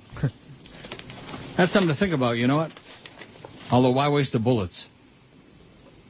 Jolly Joe Bell. He's been getting some nasty emails, that's for sure. And well-deserved. You would agree with that. Mm-hmm. What'd you say? What? He said, mm-hmm. Very quietly, though, under his breath. Mm-hmm. I'm just trying to keep my job. Yes. Yes. Well-deserved. Yes. People are pissed off. You didn't expect that? Oh, I did, yeah. So why are you surprised there's nasty emails? I mean, but they're nasty. They're great. They are really nasty and crazy. Yeah, that's right. Well, a lot of nasty, crazy people out there. One guy started it out by calling him the C word right off the bat. He did? Yeah, same guy that called him a douche nozzle. Same guy called him a douche nozzle? Mm-hmm. I didn't get that one. You got that? I saw a copy of it, yeah. How did you get it if you have no computer there? Oh, that was yesterday, I think. Oh. Ned in Miami Beach says, would you please give us late listeners a recap about what happened to George? Late listeners, a recap. He's fired. He's gone. In spite of all my efforts and Norma's weak efforts to protect him and keep him around, he's gone. Fired. Unceremoniously after the show yesterday. Give us a recap. Oh, my God. Anthony says, I've been listening to you for many, many years. Now that I've learned George sleeps with Luca Brasi, I want to vomit. He made many days with and without you very enjoyable. Flea, they make powders to get rid of you. Flea powder. It says he will truly be missed. Neil, this must also suck for you. It'll never be the same again, says Anthony. That's correct. All due respect to Flea, it'll never be the same again. George was he was a part of the show. Yeah. He was like my left arm. Or my right arm. My big toe. So what am I going to do about my lower back pain, by the way? I don't know. I'm not going to go have that. What? That's got to be stress-related, I'm sure. I'm sure of it. I'm falling apart thanks to Joe Bell. You're a killer, Joe. And you already warned me about that. Today, on behalf of Ontarians, I urge the federal government and the UN to take what steps they can to bring this conflict to a peaceful end. Right, to get these bastards off our streets. You got it, Dalton, you jackass, you simpleton. But the politicians here, man, they're all like vanilla pudding. You know what I mean? Yeah. Very bland, very boring, very ineffectual, very, very weak. Oh, Neil! You're listening to Neil Rogers.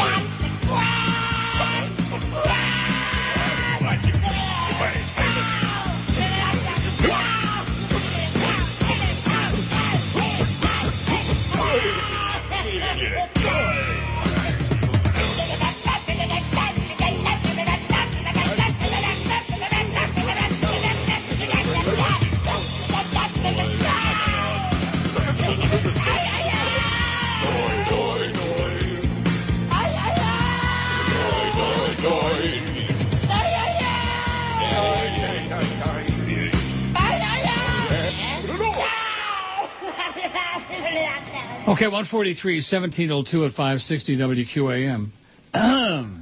It's crazy in here. I've had so many people walking in this morning or today just saying, oh, is this real? Is it real? Is it real? Curtis was just in here. He goes, did that really happen? I'm like, yeah, George is really gone.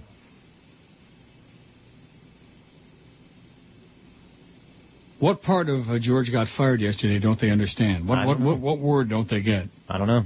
And didn't we prepare them with 3 days of all the gnashing and the futile attempts to try to save George's job? Didn't that penetrate their brain at all? No, they're like the people on the outside thinking that it was a radio all shtick. Big shtick. Huh? Yeah. We don't do shtick on this show. If you listen to the show for more than 5 minutes, you know we don't do shtick. Although in some cases, shtick it. Like Jimmy Syphilis. Didn't I just read his latest ranting and rambling? That guy. God. Crap. Francisco says, I know how B said George was untouchable. Yes, if only he was best friends with Clarence. If he was Clarence's, if I was Clarence, I'd be more worried about doing my job than making sure my fat, untalented friend stays on. Your job ain't safe, Clarence, says Francisco. Start doing it. Your ratings other than Neil are in the can. They're in the can. You ready for that? In fact, maybe that's where I'm going to go now for a few minutes. In the can. You going to Joyce? No. Just hang out in there for a while. Paul Smith, who's usually with a religious fanatic crap, phony, fake. Yeah. I know I usually rip you and George an ass for the dumbass stuff you say and do, but I'm really sad to see George go where he drives me nuts with religion and his music. He was a part of the show. So give me a day or two to go back to ripping you. I'll never speak ill of Joe Bell, but Joe, you screwed up royally, you ass queen, later here in paradise. Says Paul Smith. Fake. Not that there's any fakers on the emails, you understand. No.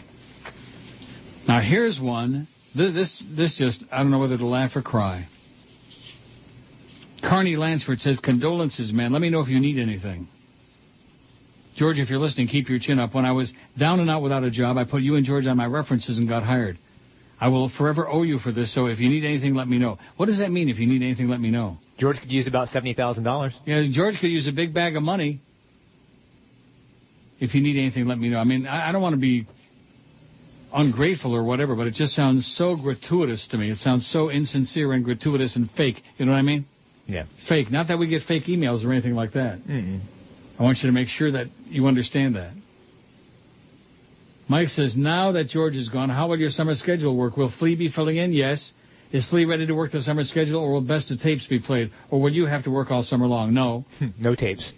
No tapes, and I'll be here Tuesday and Thursday. And I'll try my best. So, Eric, let's see, to get rid of the, who was it we wanted to take off of there? Supertramp. Supertramp, you get rid of them. And America. Nice going, Eric. And who else? America. And America. And add Nickelback. Canadian Group. What? And add Nickelback. And add Nickelback. Well, he got the whole long list on here, okay? Okay, good. Now, I don't know if Nickelback is on there or not. You could peruse it if you had the... Yeah, they are on there. Okay, good. He's got the list of every Canadian singers, every disc jockey, everybody who was ever born, who ever sang a note, including Paul Anka, who is lesbianese. Rush is winning, by the way, with 18, Neil Young 12, Guess Who 7, Man Murray 5, Gordon Lightfoot 3, 1 each for Alanis Morissette, Bryan Adams, Steppenwolf, Paul Kanka, and the Posies. Everybody else has got none, the Big O. Big O will be here, too, by the way, in spite of popular demand. Yeah, he just popped his head in here a second ago. What did he say? Did he look to see if George was there? Yep. So even he don't believe it, huh? Nope. And I just got a text that says, pass to Neil, Joe Bell equals Pete Bulger. Yeah, same, the assassin, same mentality, destroying everybody's life. Yeah, I worked with him in Clear Channel. Did you really? Peter Bulger. What a bastard he was, yeah. Pete Bulger. Little midget. Midget. Yeah, he was a midget. He was a midget brain, man. Yeah. The best thing that happened on Zeta is when the show became so popular and so successful and the ratings became so high, is I just grew the cojones to tell him to go to hell. So when he tried to give me a music list of what music to play, I just played whatever music I wanted to play. And we kicked big, fat, smelly ass on that show on Zeta, let me tell you. You want to look at a rating book, go back. 1988, I think it was. Go back to those books. Double digits in every good demo. 18 to 34. Even teens, we kicked ass. What was the format? What do you mean, what was the format? It was a rock? Talk show with a little bit of music. But what did you play, like rock music? Yeah. Me and the Bird and Captain Dave Caprita. What was the format? You're producing the show and you're asking me what the format was of the show back on Zeta? Well, that's a long time ago. I didn't know That's if you did a long music. time ago, baby. It's over 20 years ago. Yeah. We even had a few of our own jingles. You can tell you've got it made when you got your own jingle, you know what I mean? Oh, yeah. I'm desperately trying to find it. I'll find it. Here it is. Neil wakes me up in the morning. Neil wakes me up with a smile. Drinking my coffee, munching on my donut. With 3 or 4 on the dial. Get ready to go to school with Neil. With 3 or 4 on the dial. Driving to work in my rolls with a darling Neil. With 3 or 4 on my dial. Oh, really? Neil, Neil, Neil, and Sweetie. Neil, Neil, Neil, Neil, Neil. Neil, Neil, Neil, and Sweetie. Tweety being the Bird. Rest in peace. Oh, what you did to the Bird, did you say to the Bird? All these experts out there, even going back then. Everybody who ever listened to a radio show for 5 seconds or longer is an expert on it, on the people on it, their lives, what they should do, what they shouldn't do, all these things. You know that, don't you? Mm-hmm. So what do you got planned for this summer, you and Cordis? Oh, I don't know yet. I got to give it some thought, I guess. Yeah, you better start getting some thought. It's already May 14. Not that I'm like trying to be pushy or anything like that. But I think a month from today is my June vacation. Then when I come back, I'm on 2 days a week. You do know that, all the way till the week after Labor Day. Yep. Going to be a lot of shows in there, a lot of shoes to fill. I'm a little nervous, ain't gonna lie. Are you really? Yeah. Nervous about what? Failing. Now let me just ask you this. Yeah. Because for obvious selfish reasons, I'd like to get some bonus money. Sure. And I don't want to see the show go into crapper. Okay. But suppose the numbers do go into crapper now that George is gone, in the summer especially. Because in the summertime, you're like largely responsible for whether you're on 3 days a week. Right. What are they going to do then? What are they going to say? I don't know. They're going to bring George back? Maybe. Now, let me ask you, this next break, is it really only 3.5 minutes long, or is that just my imagination? I see a spot crossed. Yeah, they took the one spot out, so, 3.5 minutes, correct. Because I don't want to, like, screw up the back timing. You know, when you're in radio, you do back timing? Yeah. I don't want to do that. I don't want to, like, take away 30 seconds from the Big O show, or, God forbid, give them an extra 30 seconds. Right. Although, generally speaking, we do. We get out on time. Ask him, he'll tell you. Keep that in mind. That's one of the big things. We get here on time, and we get out of here on time. In between, it's hell, but you know. Jeff says, I'm very sad to hear about George being fired for no good effing reason. The ass clowns you work for don't realize what they've started. Part of the reason we listen is the interaction with George and his ability to read your mind and throw in some good drops. Plus, when he filled in, he talked about things I love, too. Pot, sluts, food, good old God-bashing, music, and concerts. Wow, that's good stuff. I made it my routine to listen to Howard in the morning, and you two, yes, you were a pair at 10, skipping Paul and Ron, who I actually like because they talk about pot, sluts, food, music, and concerts. They do a little God-bashing, too. I'll be able to listen to Paul and Ron now, catch Howard on the West Coast feed. Not personal, Neil, but they've cut your show to less than a shadow. So what's the point of listening anymore, says Jeff. Well, that's nice. I can read the bedtime stories myself online and vote on the poll. In other words, he don't need me. I love you, Neil, for opening my eyes about a lot of things in life, but this is the last straw for QM. It's time for me to move on. Good luck with these ass clowns. Don't let them kill you, my lord. Good luck with the slots, too. The schlots. Live long and prosper, my queen. Good luck, George, etc. Jeff's listener since '88. That don't sound too promising, does it? No, not really. I mean, the idea that he would sacrifice this show for Paul and Ancient Ron, that's pretty embarrassing to me. Yeah, they've been doing the same shtick for 15 years. And not even their own, everybody else's. Right. Oh, APD, Promotions and Marketing Director Flea Feldman's been named Rogers' new producer and fill-in host in big red letters. Neil, how can you sit there and chat with that backstabbing ass-kisser? He's a management suck-up, pathetic, says Barbie. It's got in red letters, Feldman worked with market manager Joe Bell, yada, yada, yada. Mm-hmm. Back in the day. Here's one. Chuck says, it's been a while. I'm awake again. Is George and the bird the same person? No. George is still alive. Here's one. It's from Peggy. Not the smartest PR move ever for firing George. Who is Flea, by the way?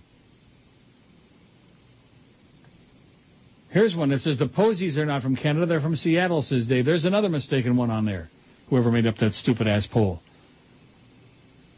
How about Elvis Presley? Let's get him on there, too. Ain't he from Canada? I think Canada? So. Yeah.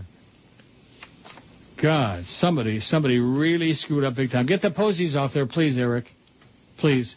Oh, Neil. You're listening to Neil Rogers. Well, here we go again. It's Dave in Miami town. You ferry at 560 WQAM.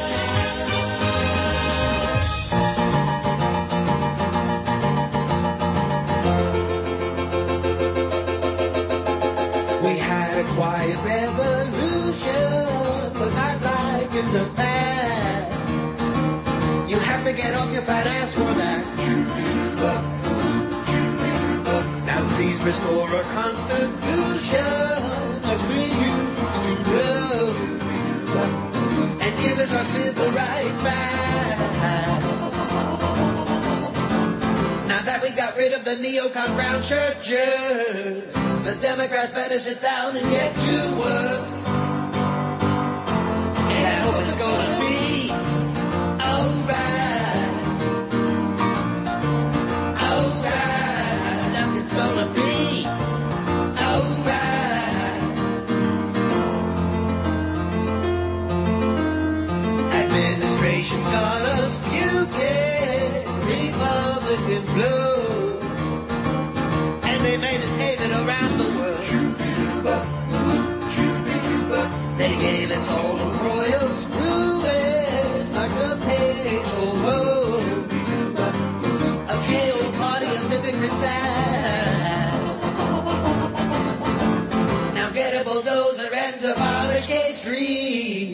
got it with Beach to make the job complete.